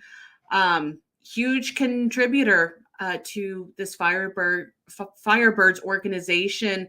Through 17 games, he has 11 points. He had 27 points in the 2023 Calder Cup playoffs. Almost a point per game in the regular season, 60 points in 68 games played. So again, goes off. We'll keep an eye out on this. Deana, one other thing to keep an eye on right now is the Bears don't have a shot on goal in the second period. I was going to wait until after they made it 5 minutes in to make mention of it at this point. The Bears are stuck on 8 shots. Coachella Valley has 4 already in these opening 5 minutes of the second period. So I really like to see. We've seen some good instances of the Bears, getting the puck in deep and kind of cycling around and, getting some work there. But got to get the puck towards the net here at some point. I've liked what I've seen largely, but that's my only critique is that, some of these have to, result in shots on goal. The Firebirds got another shot on goal here just off of this face-off here. And if you're the Bears, they're starting to, get hemmed in their zone a little bit. Firebirds got another shot that Hunter Shepard just caught and held for a face-off with 14:10 left in the second. That's another shot, and, you just can't let it build. The Bears had to find a way to turn this around right now. Yeah, 14:10 to go in the second period. Again, the Bears and the Firebirds are up 1-0, but just like to start off the first period, just Coachella Valley going on a bit of a run here and stifling the Bears defensively, which they have done well all series long. So we'll see if the Bears can't turn this around here. They're really struggling to get out of the Hershey defensive zone. So what I was just saying earlier about Hershey's strength is turning into a bit of a weakness on their flip side there. Yeah, that's one of the things about Coachella Valley. That the second period's been their best period largely throughout the first 4 games here, I think. So, for the Bears, there was probably a bit of an idea of, hey, like we have to be ready to weather a storm here a little bit in the second period. I'm sure that was probably the message going into it that, hey, we know we've kind of gotten ourselves into here in the past. But, for the Bears, again, there's another shot on goal. This is kind of starting to snowball a little bit here. They've finally been able to settle it down here. And the other thing you have to factor in the second period that also doesn't help is it's the period of the long change. Yep. The Bears had, their first line just kind of get nullified there in this stretch here. So, it's going to be kind of up to them to try to reverse this momentum at some point. But the other kind of flip side to it is that every second that you survive in one of these games is a chance that, goes by the wayside for the other team. And the shot count doesn't matter all that much. If it's 2-1 at the end of the day and, you've gotten the only goal, you were able to bide your time and bend, but not break in a lot of ways, as they say, right? Yep. It's, we're starting to get a little bit more. Yeah, this is a very nerve-wracking game. And right now, I mean, I'm getting flashbacks to the Eastern Conference Finals, where the position that the Bears are in right now is where the team I cover, Cleveland, was in, where they just could not get anything going in the second period. Now, the Bears looked really good to start this period, but since then, once Coachella has gotten a little bit more time with the puck, they have just dominated. So we got a stoppage in play with 12 remaining. Yeah, huge advantage in shots for Coachella Valley this period, 7-0. Now, Coachella Valley only had 8 the entire first period, and we're over halfway to go here. Yeah, nearly at the halfway point. Yep. So it's so we got an arm up. It looks like we got a delayed penalty coming up here. Man, you almost could have. You're not going to take 2, but you could almost take that to be 2. All right. Did you happen to see who had that? I couldn't tell. I was looking at something else. Oh, here's something cool. The awkward dad dance cam. I know it was a slashing call. That's what I know so far. I think it was. Let me look at my roster here to corroborate here. I believe it was Ryan Winterton that appeared to be heading to the box. Yeah, Ryan Winterton for slashing at 8:01. So if the Bears wanted to get something going, now is the time. So there is a media break, as if you're watching the feed on AHL TV, they're getting all the dads to do what they're calling the awkward dad dance cam. So this is quite the feed going on right now. It's always fun. Not what I imagined tonight, but inverted Flyers jersey there. We're that proud, man. Come on. So while we're in this break, we'd love for you to join the conversation here. Leave us a comment if you're watching on Twitter or YouTube or Facebook. We're so happy you're here, but we would love for you to join us. Let us know who you're cheering for, as a guy in the Acrisure Arena dances with a pigeon mask. Yeah, that was fascinating. They have a little bit of everything in that arena for sure. But we would love to hear from you. Again, who you're cheering for. What's your predictions? Do you have a fascinating stat? Do you just want to say hello? Do you have a question? We would love to hear from you. So Hershey is headed to the power play. By the way, Deana, one thing I wanted to touch on a little bit, because we have the time here with Jimmy Huntington scoring that first goal. I did a story on this earlier this year, but it was announced on Twitter yesterday that Jimmy Huntington's buddy Cooper from the Milwaukee fan base is going to be in Hershey for Game 6 and Game 7 if necessary. So a nice little boost for Jimmy to have his biggest fan from the Milwaukee side here. I got to meet his family and talk to them about all the stuff, and Jimmy treated them real first class back in March there when they came to visit in from Milwaukee. But the Bears are officially on the power play here. Let's see if maybe they can use this to get some momentum back here at the top line. They did win the faceoff to start off here, which is a good start in my book after all I was saying about earlier in this game. So going back to Cooper, I actually saw that on TikTok earlier on. I follow their account there, and I saw that he posted that and how excited he was, and I just love that they're able to make that happen for him. So if you guys haven't heard of Cooper's Corner up in Milwaukee, he developed a really special relationship with Jimmy Huntington, and they've just become super good friends. So I would highly suggest you check out Cooper's Corner. Just amazing story. So happy for Jimmy and for Cooper that they're able to have that time together, hopefully heading into the possibly final 2 games of the season. Absolutely. So Max McCormick is back on the ice and helped orchestrate a little bit of a potential shorthanded opportunity there for the Firebirds. Yeah, and again, the Bears still don't have a shot on goal just yet, Deana. I don't know how long this can keep going on before I start to be a little bit upset here. If you're anything like me with the Bears, sometimes you got to call them out for them to do things. So don't be afraid to try it because it has helped Cleveland so much. I just said it, and then Pierre Dubé, I believe, just got the shot on net to kind of break the drought there a little bit. Yep. Yeah.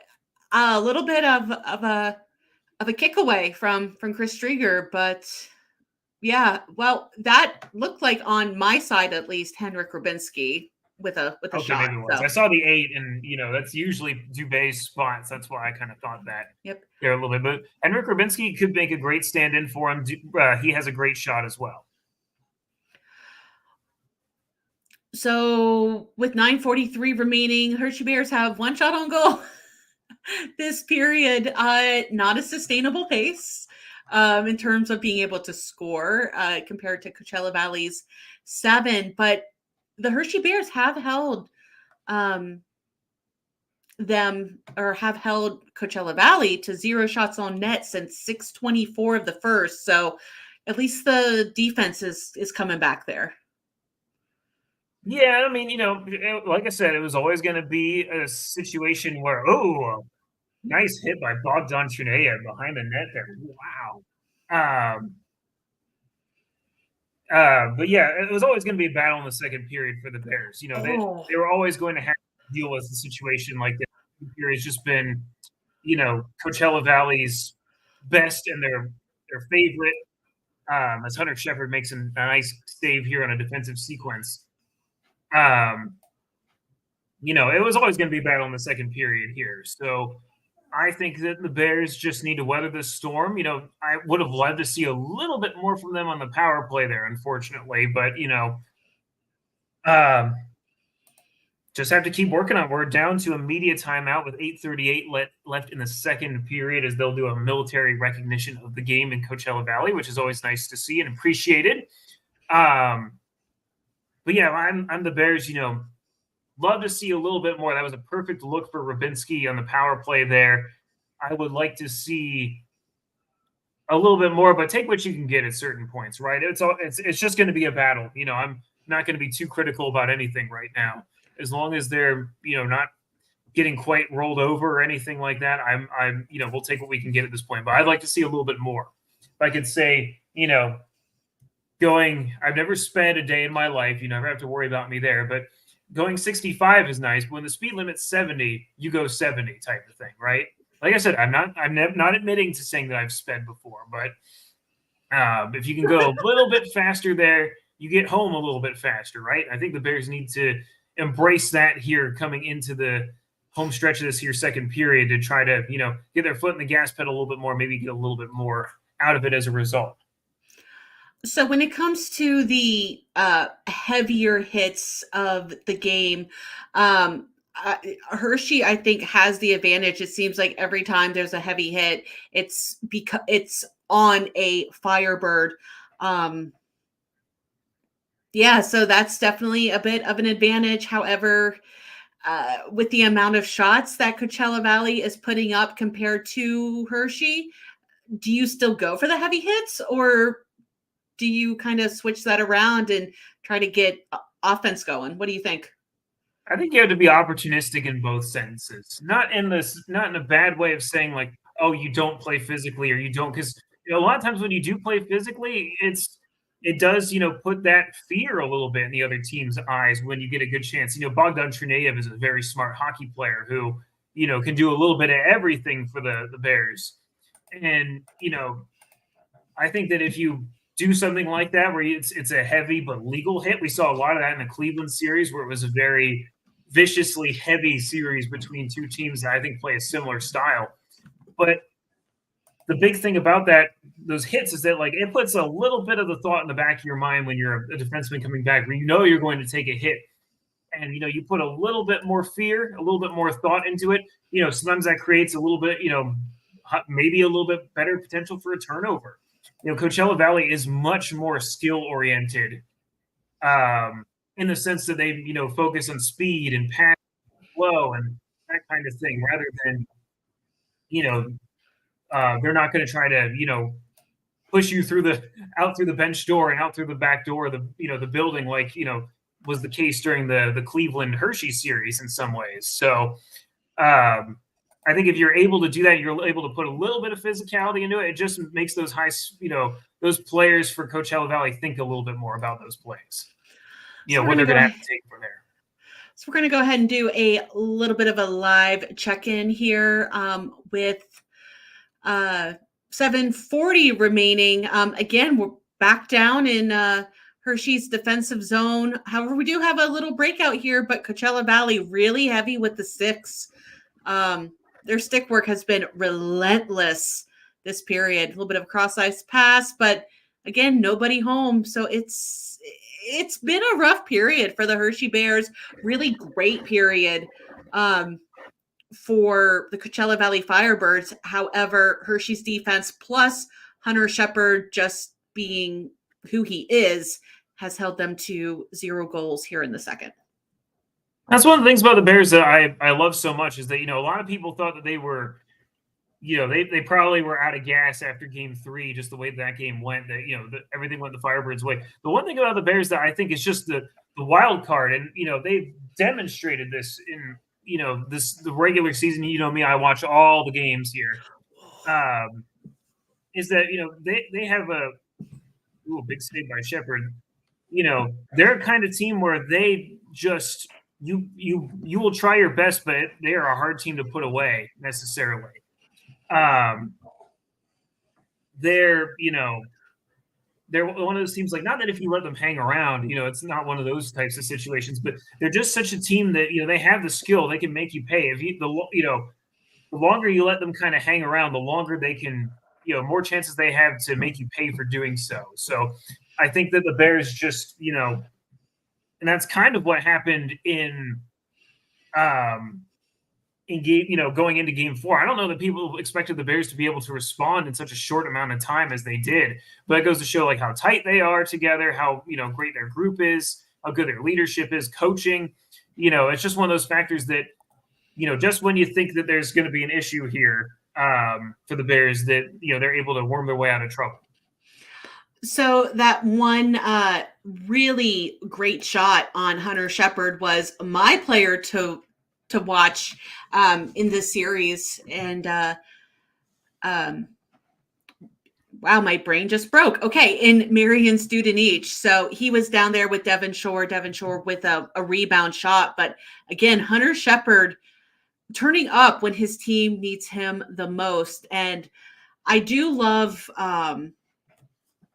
that the coaching by Todd Nelson, that whenever the game gets too far out of hand, I forget which game that was, where Coachella Valley just went crazy. Was that game 3? Yeah, game 3. Game 3, yes. Yeah, and where they won 6-2, and he just pulled him you know what? Let's get him some rest. He is the goalie we're going with. However, when the game gets lopsided like this, let's give him rest, have him ready to go. And sure enough, Hershey won the next game. So smart coaching there. Yeah, it's a tough thing in a lot of ways. You making those decisions on the fly and stuff like that.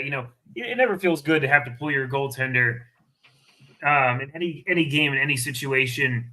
But Todd Nelson's very matter of fact about it. These guys are all know what they're doing in a lot of ways, and It sounded like the whole team was very impassioned before Game 4. Aaron Ness in particular, took warm-ups but did not play, and that was a big boost for the team.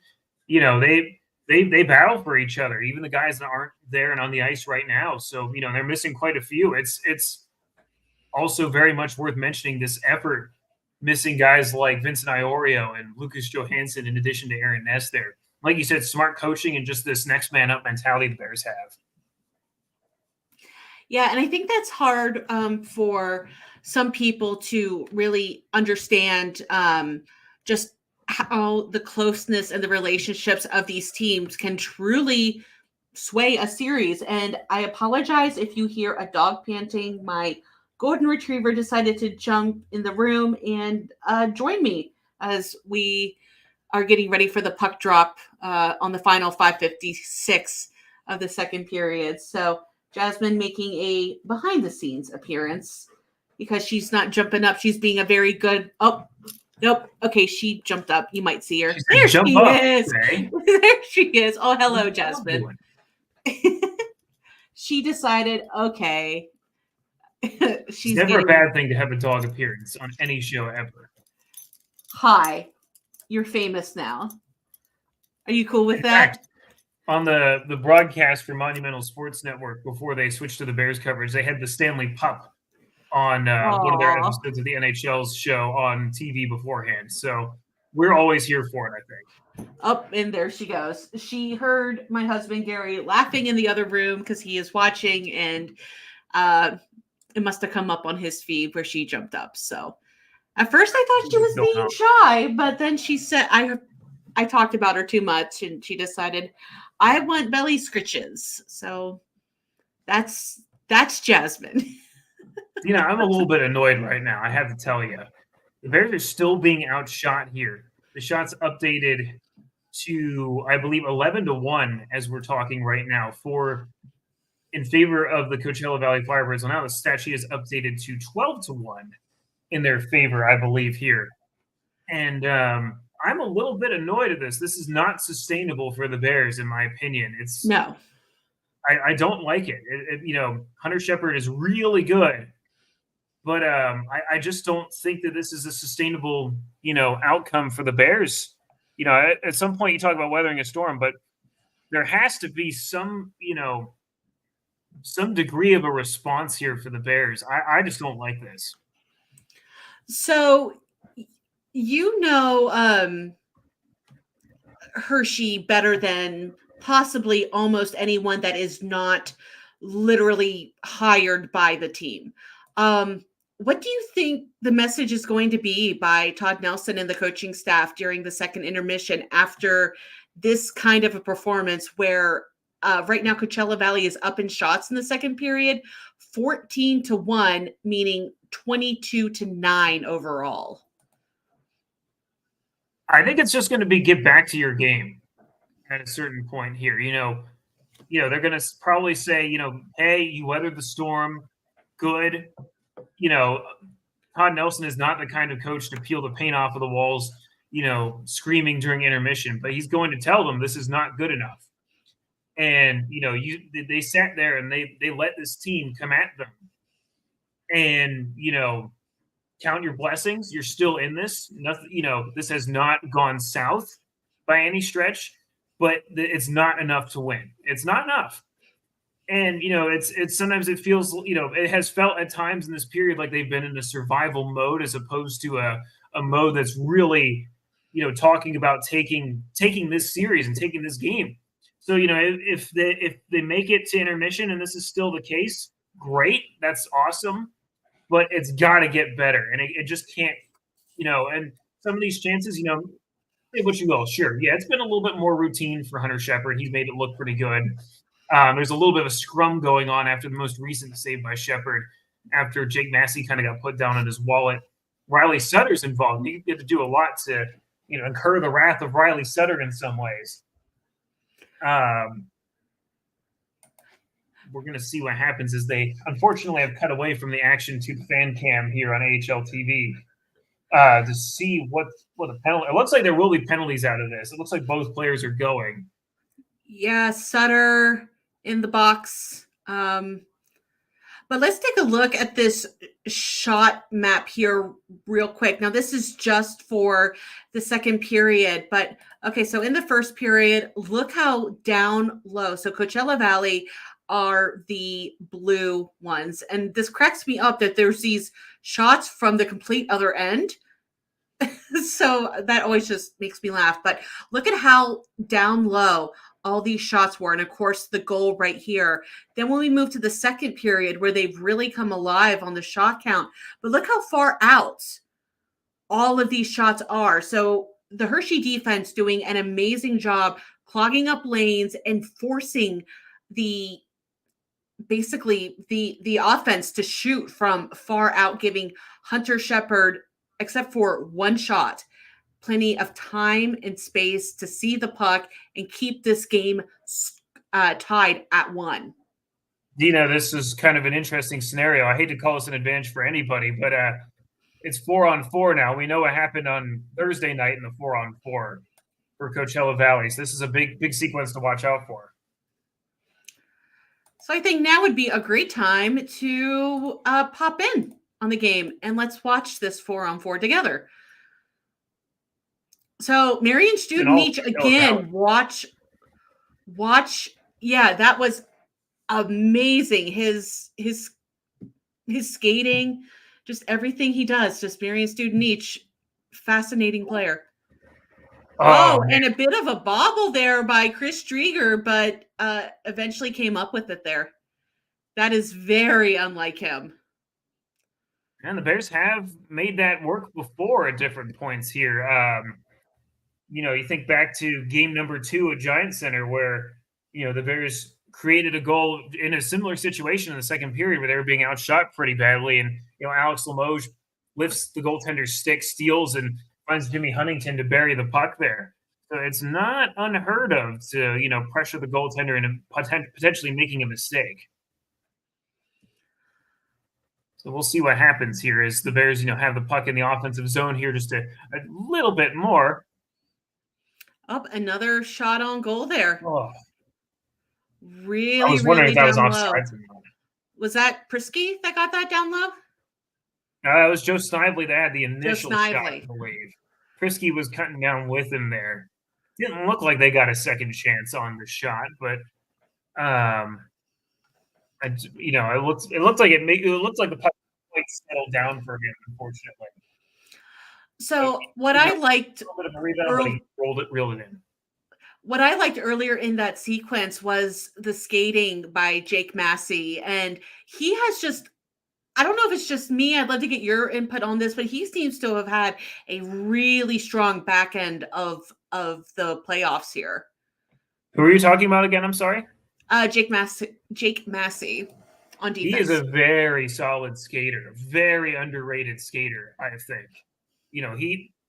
That's a credit to him, and it's a credit to, Hershey's staff with Wendy Marco in particular, who's their skills coach, who spends a lot of time with them. Jake Massey's a very fast skater, very speedy, very solidly built guy, very underrated, kind of a guy that you're surprised, I would like to see get a bigger role next year with this team, just because I feel like he's, especially in these playoffs when the Bears have been down so many guys, he's been indispensable.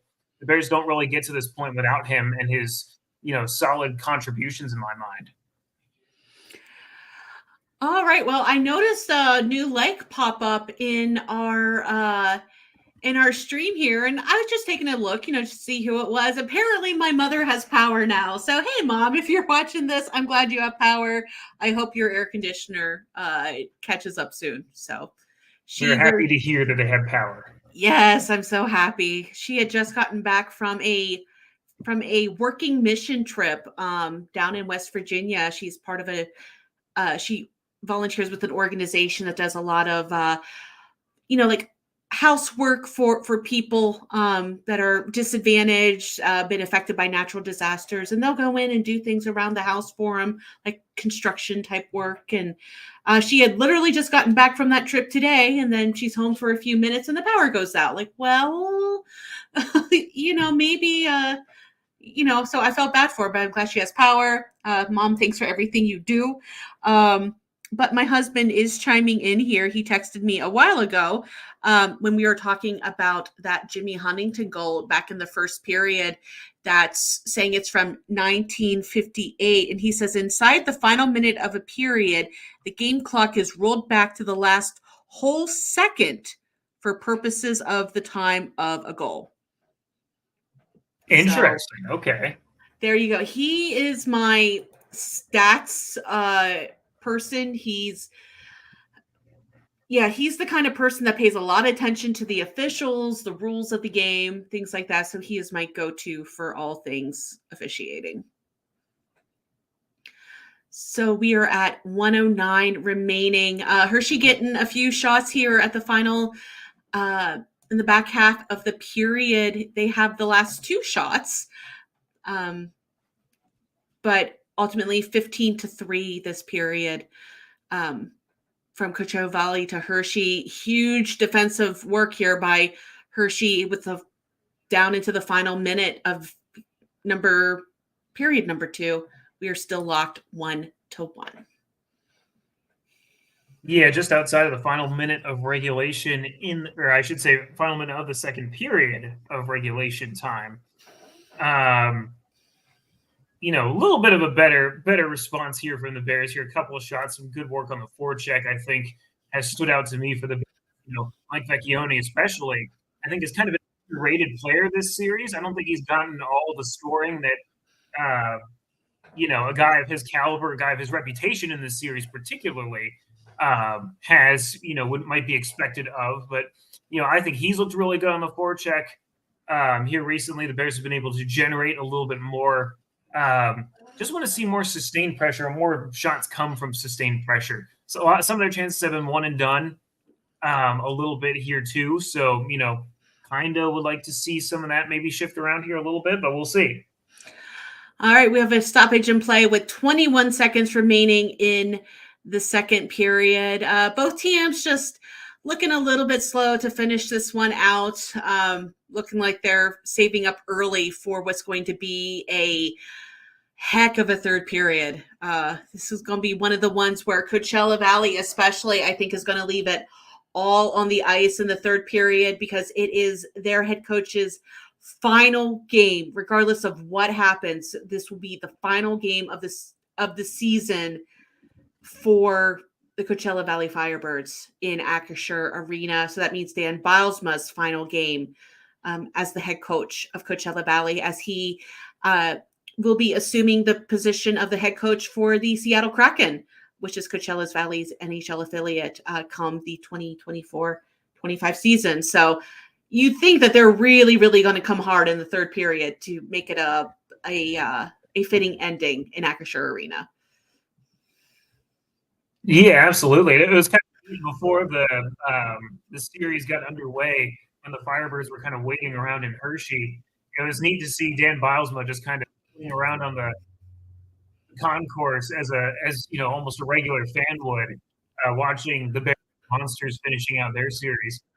It's kind of a surreal thing to see on the concourse. Oh, there's a future NHL head coach kind of going on. Speaking of my dad, since he was in on the show earlier, my dad actually got to say hello to him cordially and say wish him luck in his next steps moving forward, as well as with the series, as well as with the Seattle Kraken. So kind of a one of those bizarre things that you get to see every so often. So in the final second of the second period, the Bears tried to do it again and getting a late goal. This time, Chase Prisky loading up for that shot. But unfortunately, it didn't work twice. So, but we are now into the second intermission. Game is still tied 1-1. Both of those goals coming in the first period. Looking at the shot count, which is honestly the story of the second period. Hershey with only 4 shots on goal. The first shot on goal not coming until 9:50 of the first. So we had Henrik Rubinski, and then we had the last 3 shots on goal all went to Hershey. But again, 15-4 overall, 23-12 in favor of Coachella Valley. But again, in the number, in the tally that counts, it's 1-1.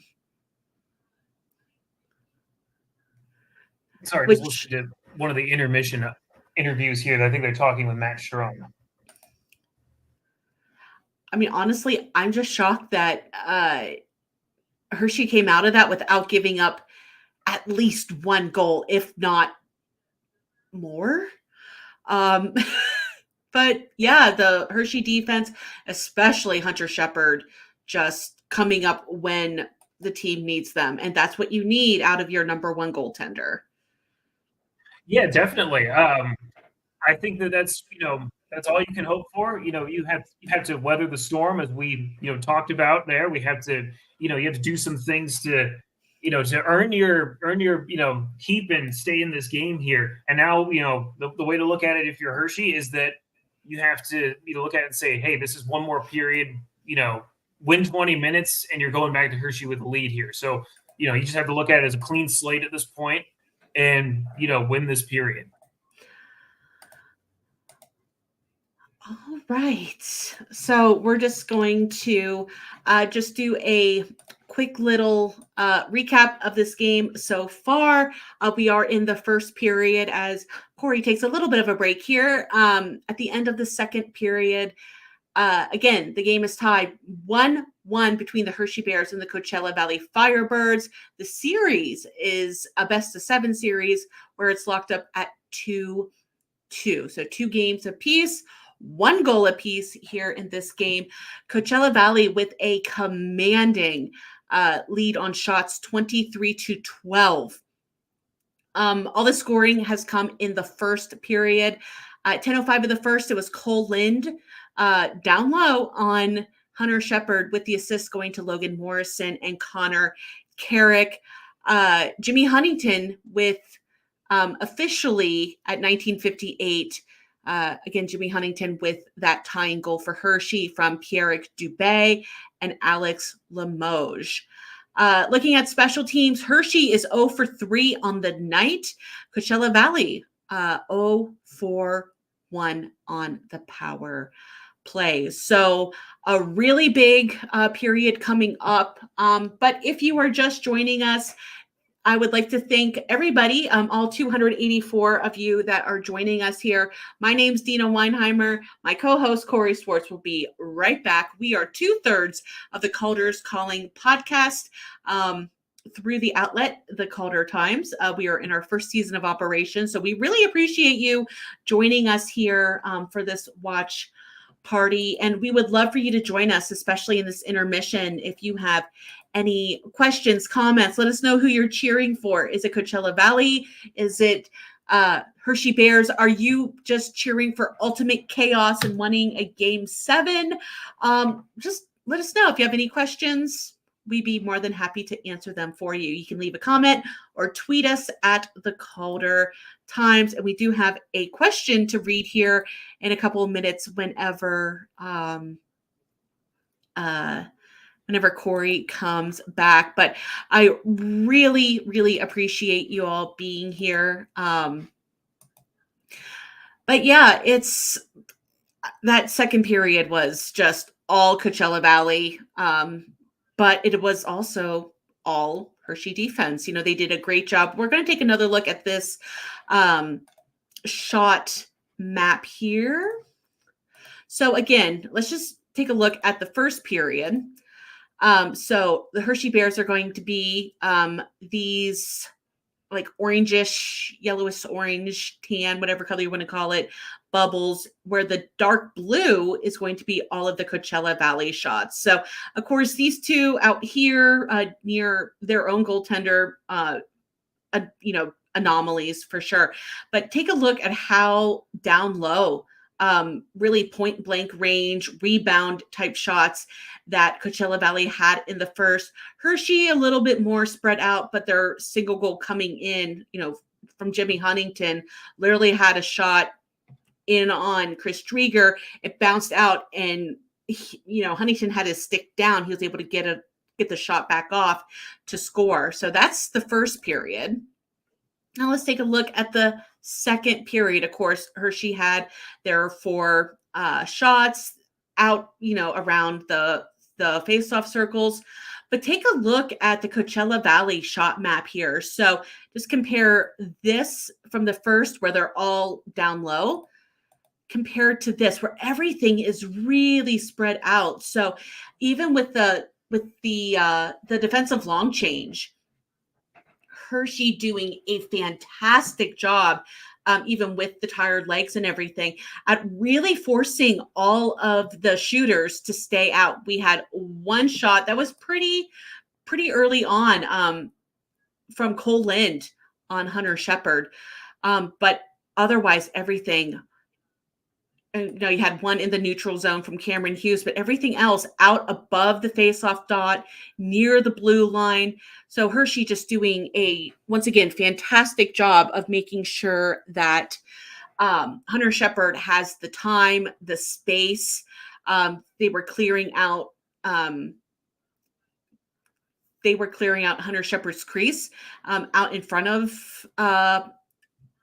their goalie, to make sure that he wasn't screened. He could see the ice as clearly as he possibly could. And that was honestly one of the keys for the Hershey Bears to get out of a really tough, when we're looking at it offensively, a super tough period there. So again, this game's tied at 2. Coachella Valley leading the Hershey Bears in shots 23-12. So we are closing in here very short in the next few minutes, on period number 3. Honestly, this game's coming down to, I'm knocking on my wooden desk here, that it comes down to this 20 minutes, because it is already 10:55 p.m. here on the eastern side of the United States.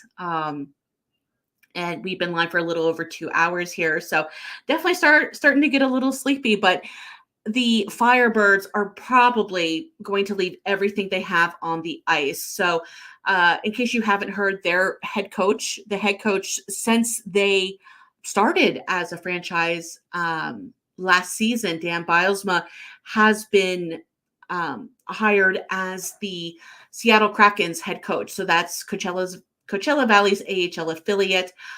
So he will be making that move up to Seattle for the head coaching position after this season concludes. So this game number 5, will be the final appearance by Dan Bilesma in Coachella Valley at Acrisure Arena. So that this team wants to get their coach the win, to send this series back to Hershey for game 6 and a potential game 7, with them having the series lead. So as of right now, there has been no new head coach named for the Coachella Valley Firebirds.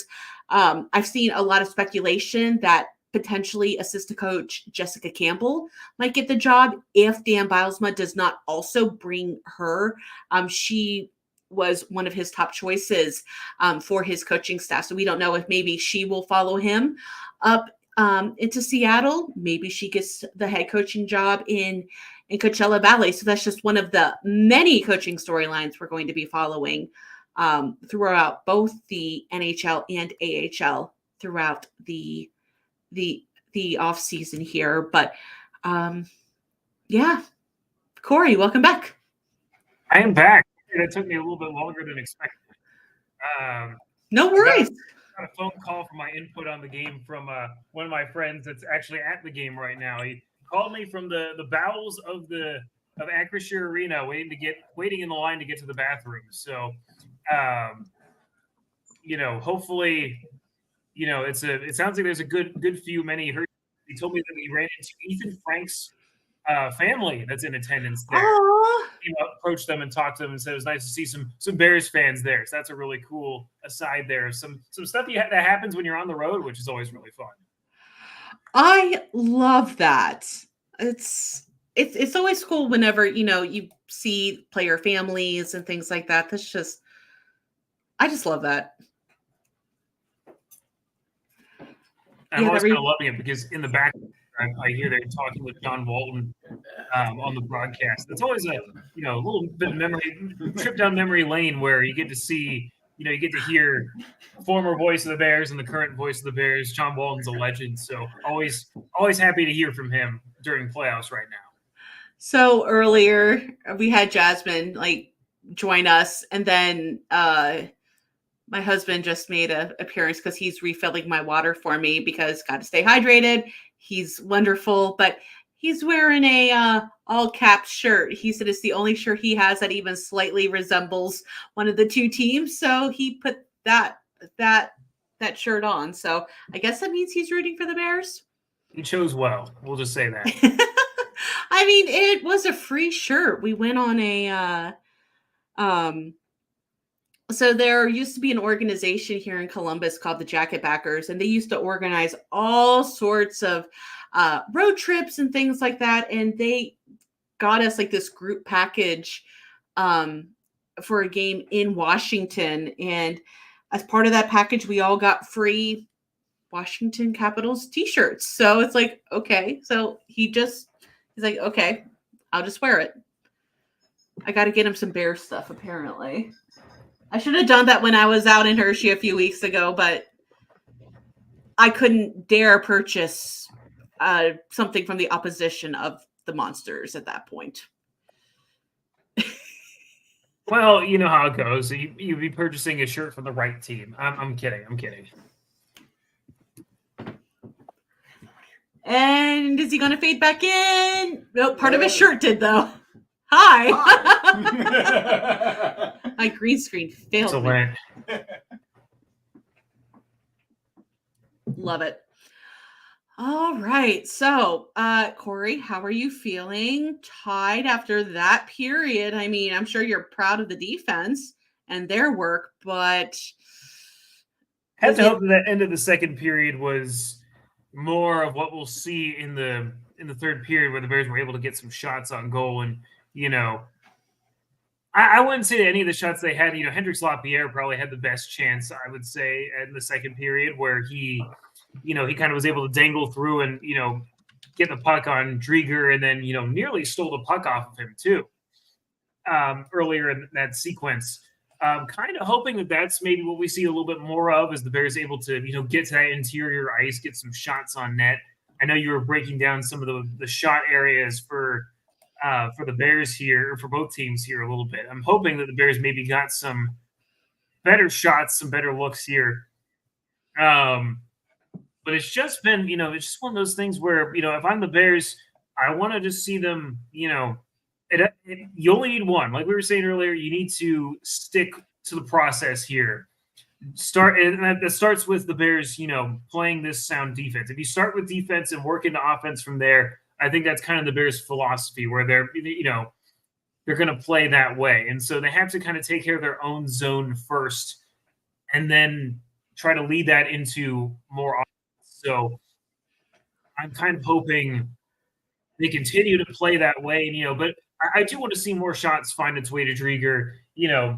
If the Bears have proven anything, it's usually that, if you bend but not break, that's the biggest key to all of it is, keeping the pucks out, and then, being, it's going to be an opportunistic goal in a lot of ways. So I am hoping that the Bears are able to stay hungry in that respect and, play their system, but, also find a way to break through offensively a little bit more. Again, you don't want to talk too much about being opportunistic, but this is a win the third period, win the game kind of thing. I mainly don't want to have to stay up late for overtime. I'm thankful for the earlier start in the event that it does, but I really want the Bears to, find a way in this third period. Both teams have this flight to Hershey. They have to take either, I think for the Bears, it's tomorrow that they're going to take that flight. They still have to do a flight and do this all again on Monday. So, take care of business. We don't need to drag this out here, but it's 20 minutes to take a 3-2 series lead. It's pivotal, very pivotal. So as we're getting ready to start the third period here, waiting for the players and officials to come out, we have been inviting everyone to join the conversation here. And my husband, Gary, who you saw appear out of the screen behind me, does have a question. He says the Bears are lucky to be tied rather than down 3-1 in in terms of the score of this period. As tall as Shepherd has stood this period, meaning the second, do the Firebirds have to worry about Drieger becoming complacent in the third? I don't really like to call it luck, to be honest with you. I mean, I see where that the sentiment comes across from, that the Bears are indeed fortunate to be here, in the sense that they have suffered over a hefty shot deficiency. Hunter Shepherd has had to be good, but this is a different kind of even score than what I think it has been in other games, where this isn't a situation where Shepherd's had to sprawl out and make one save, two save, three save. Oh no, like everyone, where the goalie's rolling around in the crease and the defensemen are flying around trying to block shots. It's not quite as helter-skelter as I think the shot count reflects. So, but again, as we were just kind of saying, the Bears do need to take this and shift it down to the other end of the ice and try to battle through for some extra offense. I think, this isn't going to be a game where 4 shots in the third period. You're going to be lucky if one of those goes in, number one, but you're going to be lucky if that's enough. If you put on that kind of period every single game, as the teams are back on the ice here for the third period, you just can't. It's not sustainable. It's not a sustainable formula to win. So I agree with Gary in the sense that, they're going to be in trouble if they don't find a way to ratchet up their play to another level. Yeah, and honestly, just to weigh in on his question, I'm not worried about Chris Drieger at all. He is Coachella Valley's number one goaltender for a reason. At this point of the season, when the series is tied, it's game 5, your final game at home. Even if it was on the road, I would not be worried about either one of these goaltenders about becoming complacent or things like that. They are the backstop for the team for the reason, for that reason, because they are amazing. They stay focused. If anything, maybe Hershey needs to start getting multiple shots in on him to make him scramble a little bit, but I'm not worried about him zoning out. I'm sure a lot of us have seen the photo of the Dallas Stars netminder where they're up, 7-4 or something. He's just with 10 seconds left and he's just sitting on top of the net. I'm sure we've all seen that photo. It's not like Chris Drieger is going to do something like that or just, sit down, read a book or something. Chris Drieger will be absolutely fine. And then we have Ed checking back in. He was very active with us in our live episode this week. So Ed, over on Facebook, thanks for checking back in. He also thinks Drieger is going to be just fine. Good stat here. The second was the first scoreless period this series. And for these two teams with huge offensive weapons, that's huge. But we are now underway here in the third period with 19:25 remaining.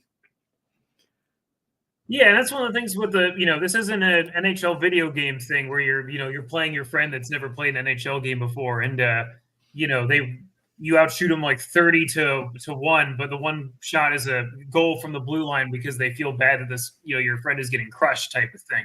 That's not how real hockey works. Drieger and Shepherd are both professionals. They're give it their all here. If there's some kind of nobody wants to make a mental error. For Hunter Shepherd, he's been in this position seemingly every year of his pro career, as the Bears get a couple of good chances off the start here. I think that was a block in front, possibly. Yep. But Shepherd's been here a ton of times in his career, as has Drieger's been an up and coming player for the Firebirds here, taking over for Joey Decord after his promotion to the NHL. So, these are both guys that, they have a bright future ahead of them. Anytime you see your team to the finals, you're a good goaltender. I don't see any worry. It's going to have to be something pretty darn good to beat any of these goaltenders, truly. Yeah, and this has been a very good start to this third period. I mean, we all know the opening minutes really set the scene and the pace for how the period's going to go. And Coachella Valley coming up strong, but Hershey Bears keeping stride for stride with them so far. Hershey with the only shot of the goal so far. And Deana, the one thing I think that kind of goes underrated for these guys is this grueling schedule that they've played here too. I can tell you, just because I had a little bit of experience where I remarked to myself, this must be what it's like to be a pro in some ways. With my men's league team earlier, when we played our playoff games, we went through a stretch where we played like 4 or 5 games in like 8 days, where it was basically every other day, leading up to, we actually won our league's championship. And it was a ton of time where I said to myself, like, man, like, I hope we don't have to play a game 3 of this series, which would have been a decisive one, because I was like, I feel spent right now. And, I really think that there's so much that doesn't get said, about the nutritionists, the specialized coaches that help to get these guys prepared game in and game out. Because this has in fact been an every other day series where, both of these teams are, no doubt feeling it, but they're pros. They don't need to be told to, not to want it type of thing. We heard that after, about the Bears with how grueling their schedule particularly has been. But, these guys don't need any motive. If you're, I think it was Hendrix LaPierre said, if you're not able to get up for it, this isn't the right sport for you. Absolutely.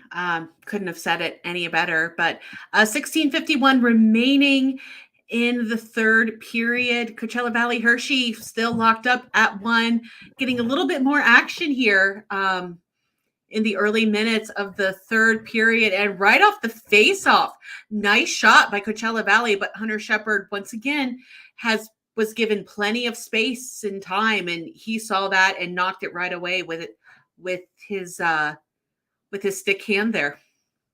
Oh man, the Firebirds are really threatening here. We just saw Marion Studenich with a great job carrying the puck through heavy pressure to try to to dig his way through to the front of the net there. The Bears are kind of hemmed in their own zone and in desperate need of a change at this point. I think they're going to get it right here as they clear the zone. But this is the stuff that it's championship hockey in so many ways, is that everything is just that much more difficult and that much harder, truly.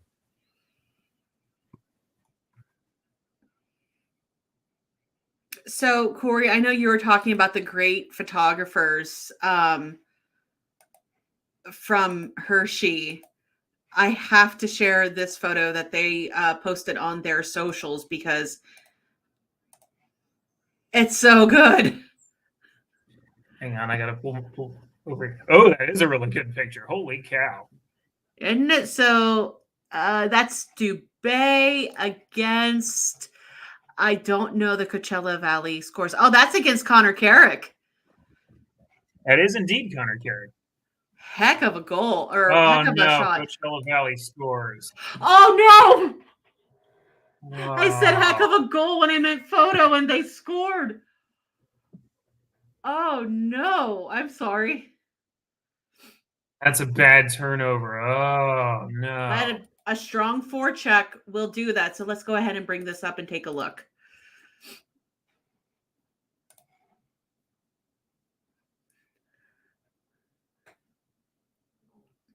All right, again, strong on the forecheck, get a turnover. You have players there and just a little one time, and there you go. Coachella Valley making it 2-1. Shane Wright on the ice there, and he has just had a fantastic series. But heads up play, Ryan Winterton again, just getting things done. I officially hate it here. Oh my gosh, there's a pregnant woman holding a sign up, win the cup, and I'll name this baby Calder. Oh my gosh. So, Coachella Valley taking the 2-1 lead. Ryan Winterton scoring at 4:43 of the third period. That's his 5th of the postseason. And Cameron Hughes getting credited with the primary assist. That's his 13th of the playoffs.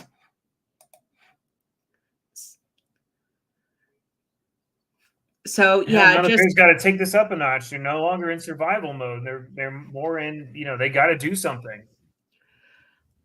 Yeah, and like I said, I'm not surprised at the intensity that Coachella Valley has come out with here, because of all the things I already mentioned. And from everybody that's been here, we get it. But I do want to give a special shout out to our site and show sponsor here at the Calder Times, Document Doctors. So if you need any back office help, training guides, content help, anything like that, my good friend Doug at Document Doctors can help you out with all that. So check out their website at documentdoctorsllc.com. Let them know we sent you to them, and they'll be happy to help you out with your business, big or small. So, Doug, thanks again. And Hershey getting a shot on goal right into Drieger's glove. I don't like stress. You and me both. Don't like it. How many people do like stress? Yeah, sound off in the comments. How do you feel about stress? How do you feel about this game? Are you surviving? Are you thriving? Are you taking your melatonin now because it's 11 o'clock and you're ready for bed? I want to know. All of the above. How can you be stressed, surviving, thriving, and taking melatonin all at the exact same time? I don't know. That's that's a tongue twister. Because that's what I said. You said all of the above. So, like, that's a very I feel sad for that individual if it's all the above. Oh, Jasmine, did you hear Corey getting upset and you came in to investigate? The golden retriever is back. This time with a ball in her mouth. Jasmine, do you want to come say hi? No. She's afraid too many people will see her ball and she'll lose it. So there she goes. All right. So with 13:59 remaining in the third period, Coachella did take a 2-1 lead after not having any goals since 1958 of the first. Coachella Valley's Ryan Winterton scoring his fifth of the playoff, even strength at 4:43 of the third. So bit of an extended media timeout here. It just seems to be taking longer than usual. So feel free to drop us a comment if you would like. We would love to hear from you. But yeah, it's given their fans plenty of time to sing some country roads.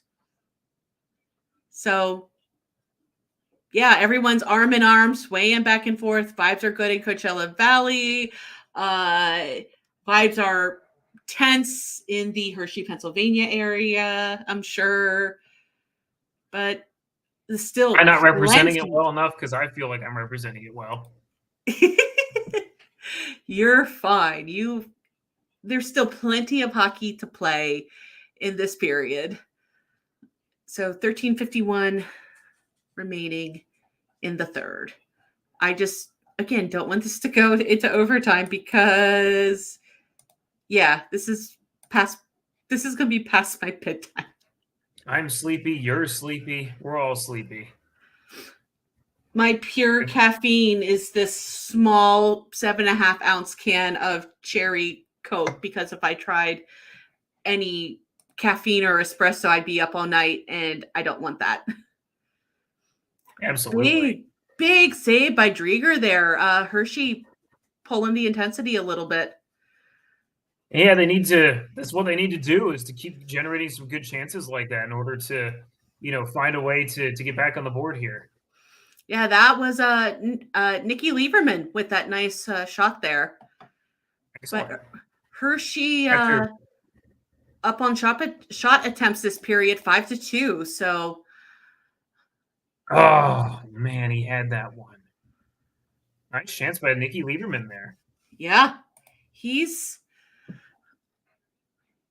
and here's where that intensity we were talking about coming up. Mike Kravitz had Dylan McElrath by the visor there. Yeah, just like this and just pulling them. It was one of those saves where Drieger had it, but for some reason you just kind of felt like he didn't have it sometimes. And he had it. He squeezed together and, kind of gave that head look, quick look around to say, do I have it? And then everyone kind of went crazy here. I'm starting to get nervous too, but taking a look at Chris Drieger's Seattle Kraken themed helmet, I love it. It's so good. I just enjoy seeing goalie helmets across the league here, whether it's themed to their AHL team, their NHL affiliate. Hat, stick taps to all the artists that pull that off. Yeah, absolutely. And Coachella Valley with some really strong puck possession off of the latest faceoff here. A turnover to Hershey, and they get it out to the neutral zone. Dylan McElrath getting that out. And back in the Hershey defensive zone again. But again, Hershey has it. And yeah. This feels a little bit closer to their game in Game 4, where they're, pressuring a little bit harder. The puck's been a little bit more on their sticks here recently. Again, you can say, the series is coming back to Hershey. That's confirmed. That's great. But, man, I just really want them to find a way to take this, because it's just kind of – it worries me a little bit. You don't – maybe I just don't want to have to do Game 7 in overtime again, but maybe I'm just destined to have to do that again somehow. Is it a game at the Giant Center in the finals if it's not in, late in the postseason, if it's not an overtime game?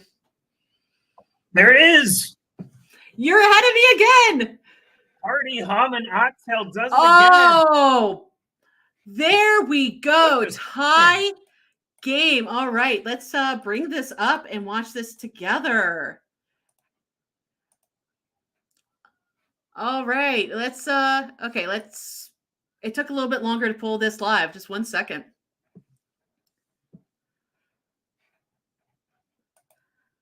And I am frozen.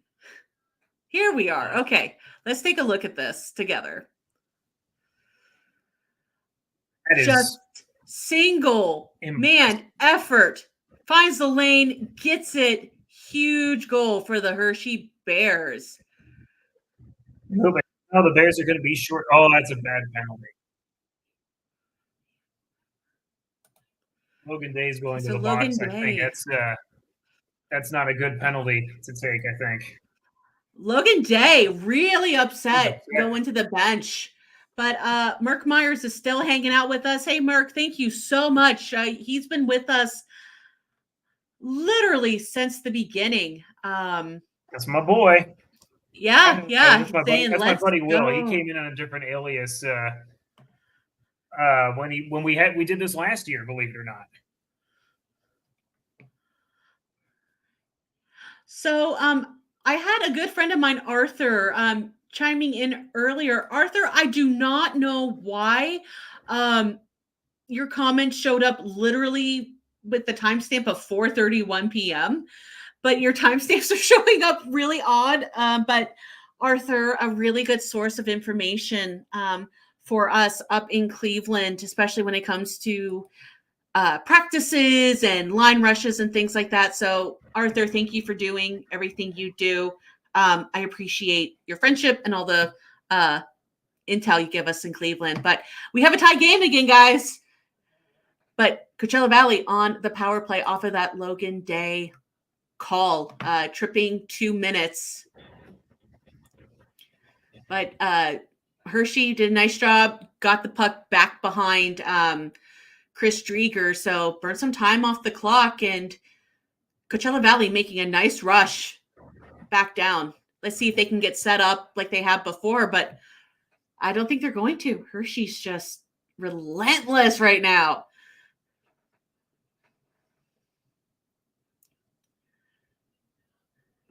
I have to say, if there's one player I've consistently been impressed with for the Bears, it's been Chase Prisky.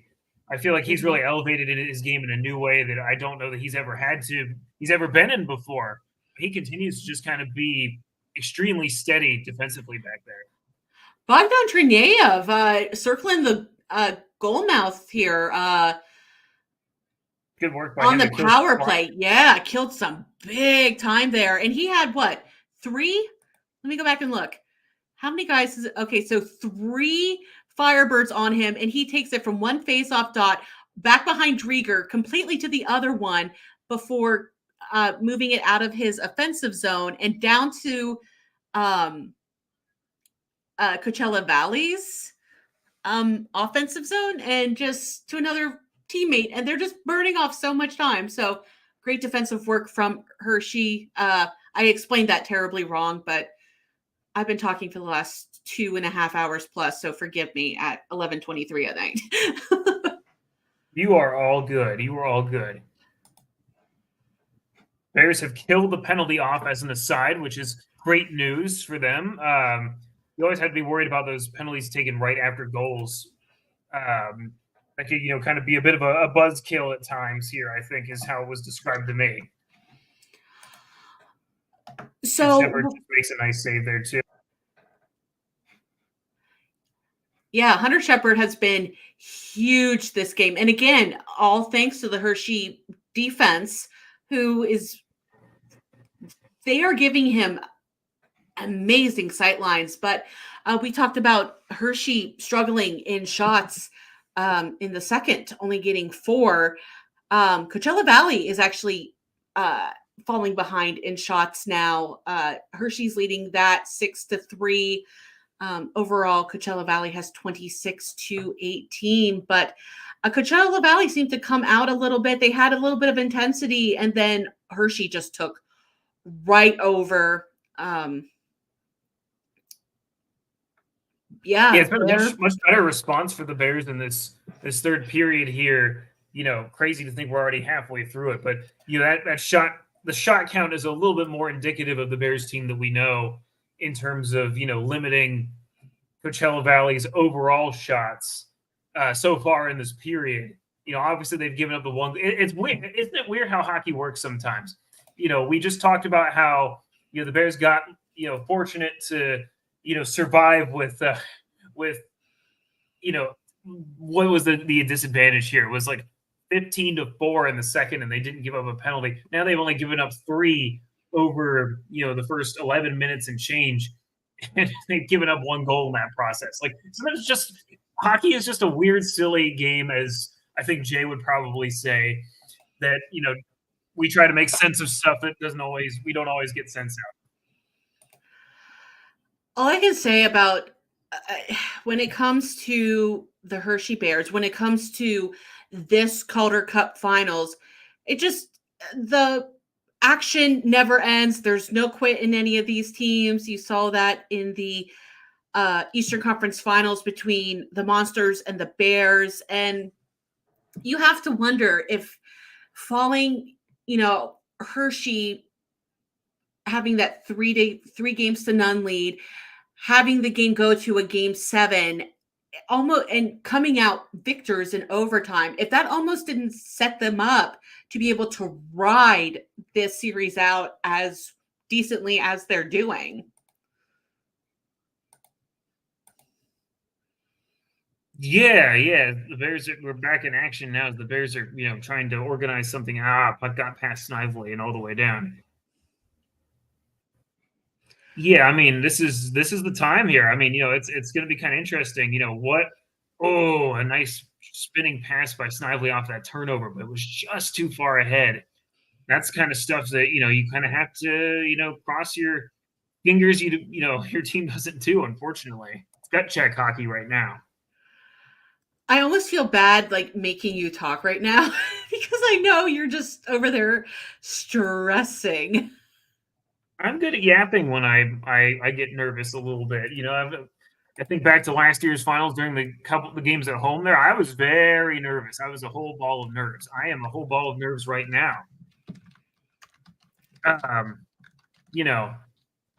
Just got to see who's able to, get that last break. It's not the Calder Cup, as much as I would love to just see it, be on here in my glory and big time win or something. It was never destined to be that way. So that's the fun of these kinds of games. And we saw the Stanley Cup playoffs yesterday while we were idle. sometimes it's by an eyelash, with that offsides call that, took a Florida goal off the board. And like it's truly crazy how hockey is sometimes. And that's why we love it. It's just a lot of fun. Oh, big save by Hunter Shepard. Oh, one of the Hershey guys is really struggling there. Who was that? Logan Day getting the worst of a hit right along the bench. He's seemed to have Logan Day's down the tunnel. Yep. We just said on the broadcast. Yeah, huge hit up high. I couldn't tell who laid that hit. It was the puck carrier. Looks like maybe it was okay, it's not, they don't have a number 11. I don't know what number that was on the jersey. Are you looking at the replay of that right now or no? Yeah. Oh, okay. I did not say that I saw it in real time. Right. Riker Evans. Yep. Yeah, definitely got him up high. So we'll have to keep an eye out if Logan Day returns. That's huge. Not a good sign. He went right down the tunnel there too. We'll see though. Bears are beleaguered on defense. I mean, that would be a massive loss for the Bears. Ooh, Zach just said that Day is coming to the bench right now. Okay. So I'm seeing a couple of reports saying that it might have been his re-aggravation of his shoulder, but if he's already coming back, maybe it was just a natural instinct, like, okay, I got to go get checked out. Maybe something just went wonky with a shoulder pad or something. So hopefully he comes back. But Coachella Valley really laying hits right now. Could have just gotten the wind knocked out of him, possibly, is where my mind goes to right away. Day is, well, I just turned the lights off, so it's always kind of hard to see. But I think he was just taking a skate around as we're going to commercial break here. All right, with 5:25 remaining in the third period, Game 5 of the Calder Cup Finals between the Hershey Bears and the Coachella Valley Firebirds. We've got a tie game. Once again, tie game. And Fuego is basically destroying a Bear shirt right now. Of course he is. Okay. So this is going to be interesting. So we saw in the game after Jake Christensen kind of from Cleveland kind of mocked the Bear roar. Fuego was just doing that during intermission, kind of mocking the Bear roar and destroying a Hershey Bear shirt. Corey, you talked about that being as kind of like locker room pinup inspiration. Do you think they'll do that with a mascot? I think anybody is fair game to be, for that to be bulletin board material.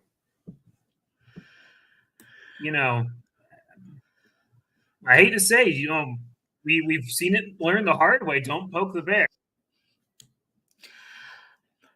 Fuego is a slightly more aggressive version of Gritty. Funny tweet the other day where it was someone who made a tier list of mascots that they could beat in a fight, and it was a tier list. And in the tier list, Gritty had his own separate tier. It was the Gritty tier. No comment. I assume that means that would just be the I would die tier type of thing. So I have Tanner Wilson popping up in my mentions on Twitter, going back on our conversation about the vacation, and he's saying, hey, after the marathon of the playoff run, we could use a vacation. And he tags me. I'm like, yes, please. I have been going nonstop since mid last July with the site and everything. It's like, I'm ready for a couple weeks off. But yeah, 5 minutes remaining. still locked up at 2-2 on the score, 2-2 in the series. As my good friend Tony Brown of the Cleveland Monsters says, guys, it's 10-2. It's white knuckle time. Time to just, here we go. 4:36. All right, we got 322 of you in here. Thanks so much for joining us here at the Calder Times for this watch party. We're going to go ahead and take a live look in here for a couple minutes. But guys, let me know, who are you cheering for? Who's going to be the hero, and what team do they play for?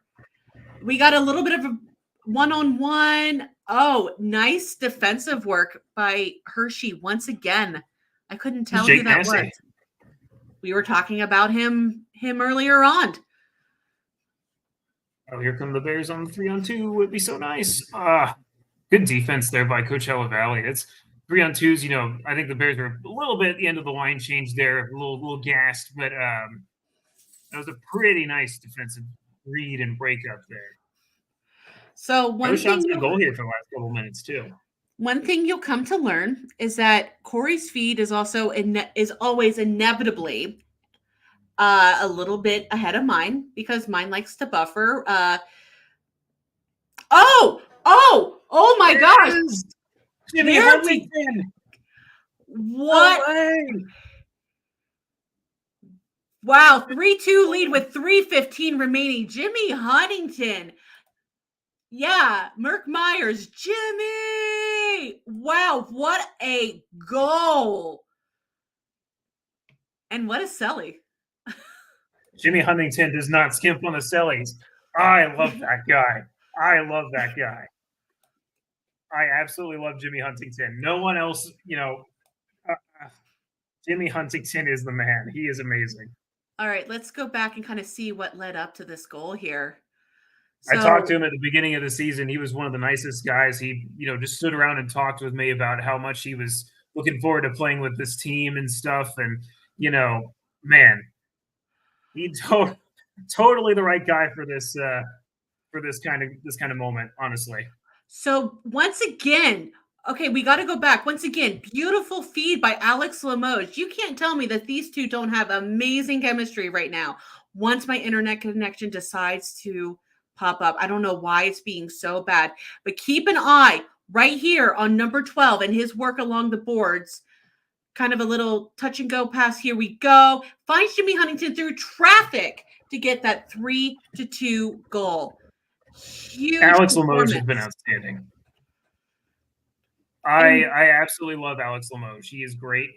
The Penn State product, I can resonate with that a little bit as a Penn State alumnus myself, although, Alex was a fantastic player for the men's hockey program there. Like you said, great chemistry. There's a reason that line's been together for so long. Connecting at just a pivotal moment here. Holy cow. Buckle your seatbelts. With less than 2 minutes to play. The Drieger's kind of inching out of his crease. I don't know if he's coming yet, though. Icing, though, called on the Firebirds.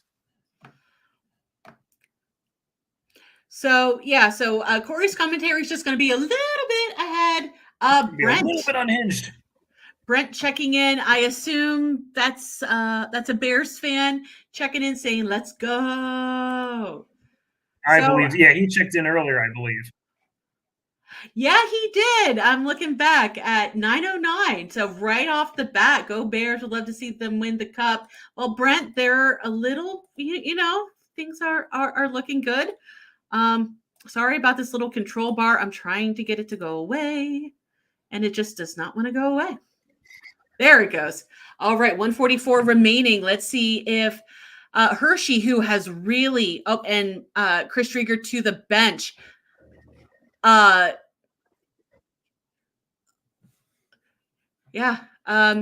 offsides, I think, with 1:30 to play. We'll see if Coachella Valley takes their time out or not. So the whistles are definitely away, as Henrik Grabinski's stick just got slashed out of his hands, but at this time of the year, even though we've seen a few penalties this game, those are hard to come by. So 90 seconds remaining. Hershey up 3-2. Look at how Hershey has closed in that shot count. 20 to Coachella Valley's 26. Chris Drieger is on the bench. So Hershey has the opportunity for some for an insurance goal possibly here. Let's see how this turns out. It would sure be nice, but the Bears have never really been the team to hit the empty net so many, too often. Ooh, great defensive play by, I think, Hershey again to break that one up. Holy smokes!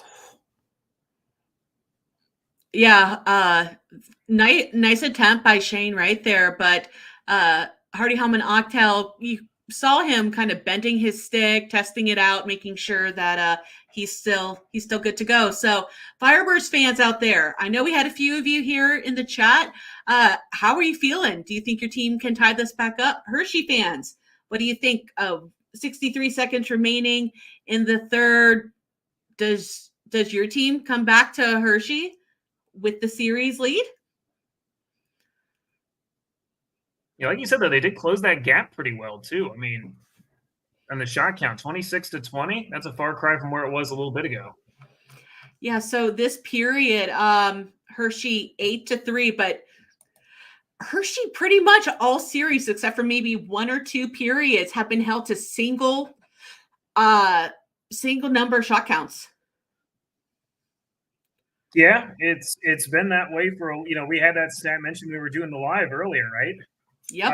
The Bears don't get a ton of shots, and it's been kind of like that for this whole series. But give them so much credit. They have really gotten these quality chances to make this happen. It's insanity. All right, if it wasn't white knuckle, was a trip. Where's the trip on that? Stroman was about to break out and got tripped. Corey, I need you to hold your comments for 3 to 4 seconds because you are so far ahead. All right, 57 seconds remaining. Press the live button, Deana. I'm telling you, you got to press the live button. I did, but my internet connection is being problematic. So it just, by the time it loads. Anyway, 45 seconds, empty net for Coachella Valley. They're trying to even this up to send this series to Hershey with them in the lead. Icing with 27. I was so close to hitting the empty net. Okay. Oh, just keep icing it for all I care. Get it all the way down there every single time.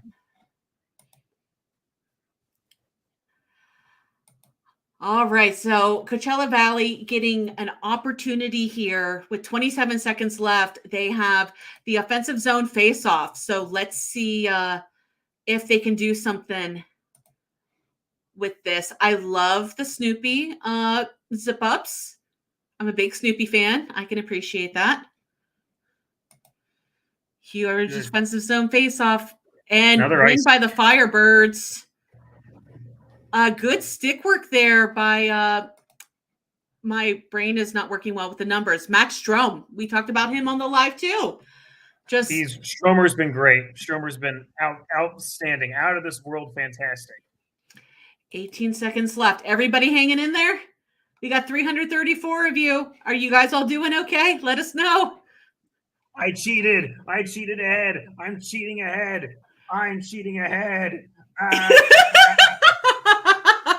Okay, so we have 18 seconds left, but I assume that means that the Bears have won this one. We'll watch the final. We'll watch the final 11 seconds here. Heck of a battle. Let's freaking go. 3, 2, caught up in the corner. Huge, very smart. There's a fight at the end of the game. Dylan McElrath, not surprised. Oh, the captains are involved.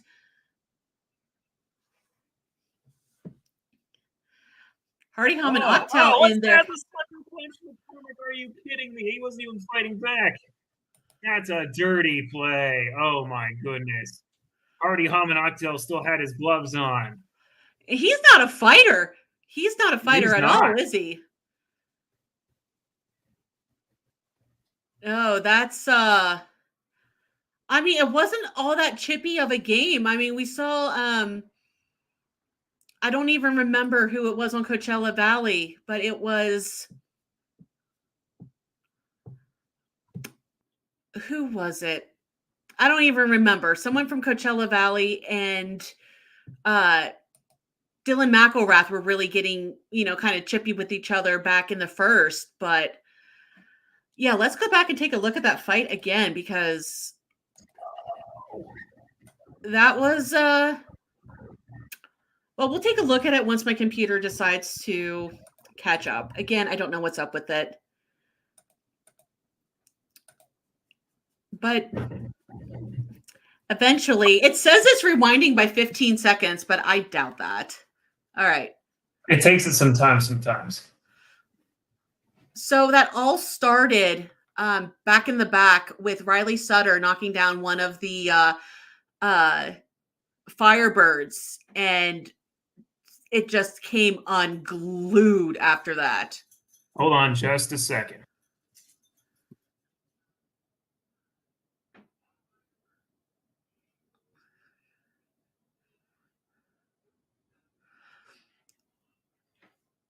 Just kidding. I may get a phone call again here in a second, but okay, so it looked like Hardy Holman Octel was kind of jabbing with Max McCormick there, kind of ribbing him a little bit, and then that's when that all devolved.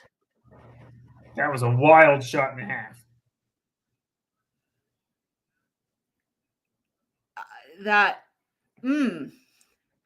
Well, I guess if you're going to have things go off like that, right at the end, but huge comeback effort here from the Hershey Bears. Dan Swartz checking back in, repeat the roar. They're one game from it. I'm going to go absolutely ballistic on Monday. Oh my gosh. We need to mic you up. I'm going to be yapping. If you thought I couldn't yap with this game, oh man, you have no idea. I'm going to yap all Monday. It's going to be bad. Okay, so Dan, I need your help here. I need just some candid shots of Corey during the game. I haven't had the pleasure of attending a game with Corey as a fan, so I would love to see how he gets in high stress situations when the camera's not on him.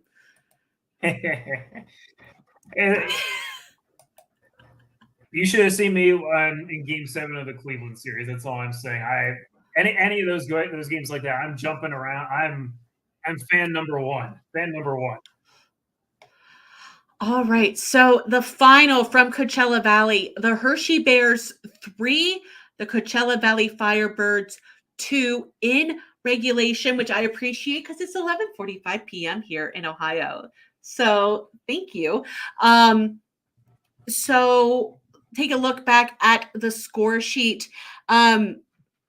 In the first period, that was at 10:05, Coachella Valley got this game going with a Cole Lind score from Logan Morrison and Connor Carrick. At 19:58, Jimmy Huntington from Pierre Dubé and Alex Limoges. There was no scoring in the second period. Ryan Winterton, with his fifth of the postseason at 4:43, got Coachella Valley up to a 2-1 lead. Then at 8:26, Hardy Holman Octel, fifth of the postseason from Chase Prisky. And then the game winner came at 16:45 for the Hershey Bears. Jimmy Huntington with his second of the night, fifth of the postseason. Once again, Alex Limoges getting an assist. And then Logan Day, who went down he was the one that went down the tunnel a little bit earlier in the third, right? Oh, Corey doesn't have his headphones on, which is fine. But yeah, I'm pretty sure it was Logan Day that went down the tunnel briefly. Obviously okay enough to get the secondary assist on that. And then Mark Myers checking back in. Great win, heading home from work. Good night. Good night to you. Thank you so much. Drive safe going home. Hopefully we'll catch you again some other time. But the 3 stars officially from the American Hockey League, Ryan Winterton from the Coachella Valley Firebirds getting the 3rd star with 1 goal. Alex Limoges, who was a huge game breaker in this one, from the Hershey Bears with 2 assists. No surprise, Jimmy Huntington of the Hershey Bears getting the first star with his 2 goals. Some final stats. Coachella Valley with 26 shots on the night, held to only 3 shots in the third. Hershey, 20 shots on the night. Looking at special teams, Coachella Valley went 0 for 2 on the power play. Hershey went 0 for 3. But the score for this one is also your score of the finals. Hershey up 3-2 with a 3-2 score in Game 5. The series now pivots to Hershey, where, what is it, on Monday night? Could be Monday night, yes. Could be a deciding game. And for the first time this season, Coachella Valley is in a do or die game. Win or be eliminated. So, Corey, we're going to start closing down shop here. Final thoughts on this one. Who's your star of the game? Jimmy Huntington. It's an easy one. He was awesome. I mean, you can't say enough about that line. You give a lot of credit to guys like Logan Day, Hardy Hamanaktel with a huge goal. I mean, this was another team effort by this team. Unbelievable. I said it earlier that, you can have them on the mat and you can think you have them pinned, and they just find a way to bounce back. And it's unbelievable. I just couldn't. I just scarcely can believe what I see sometimes from this team. It's like, again, it was the same way in the Cleveland series. Everybody wrote them off. They lost 3 games in a row. They were pushed to the limit. And, that series, was such a test for them, such a test. And, again, outshot 15-4 in the second period. Everyone thought their goose was kind of cooked again. And then I'm out of words, man. I'm a guy with a lot of words on my mind, Deana, but I'm out of words right now. That absolutely incredible. I can't wait for Monday. I can't wait. I've never been more excited for a Monday than I am today. Can I work remotely on Monday? I don't feel like driving all the way across Ohio and Pennsylvania again, but I might need to. I'm sure my husband's rolling his eyes in the other room, but yeah, a couple huge things to think about here. Coachella Valley was 6-0 at home coming into this series, and now Hershey taking 2 out of 3. That's huge. And also something to remember too, this Hershey Bears squad, they're, top 3 of their most important defenders are out right now in Aaron Ness, Lucas Johansson, and Corey, who's the third? Vincent Iorio. That's it. I was blanking. I know they have another defender. So, and then we do have, on Twitter, we have Pfeiffer1863 chiming in. Thanks for the coverage. We appreciate you all so much, but I think that's going to be it for this evening. So yeah, once again, Hershey taking the series back home, taking 2 out of 3 on the road to make this a 3-2 series. 2-point night for Alex Limoges, 2-goal night for his line mate, Jimmy Huntington.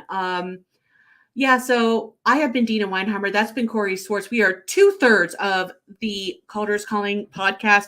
If you would like to get caught up on all of Corey's wonderful written work and all the playoff coverage that we have had, you can check out everything at thecaldertimes.com. Please share the recording of this, and be sure to subscribe to us on Facebook, X, Twitter, YouTube, all that. But again, from Corey and myself, this has been a fantastic show. Thank you all once again, and good night. Stay cool out there, North America.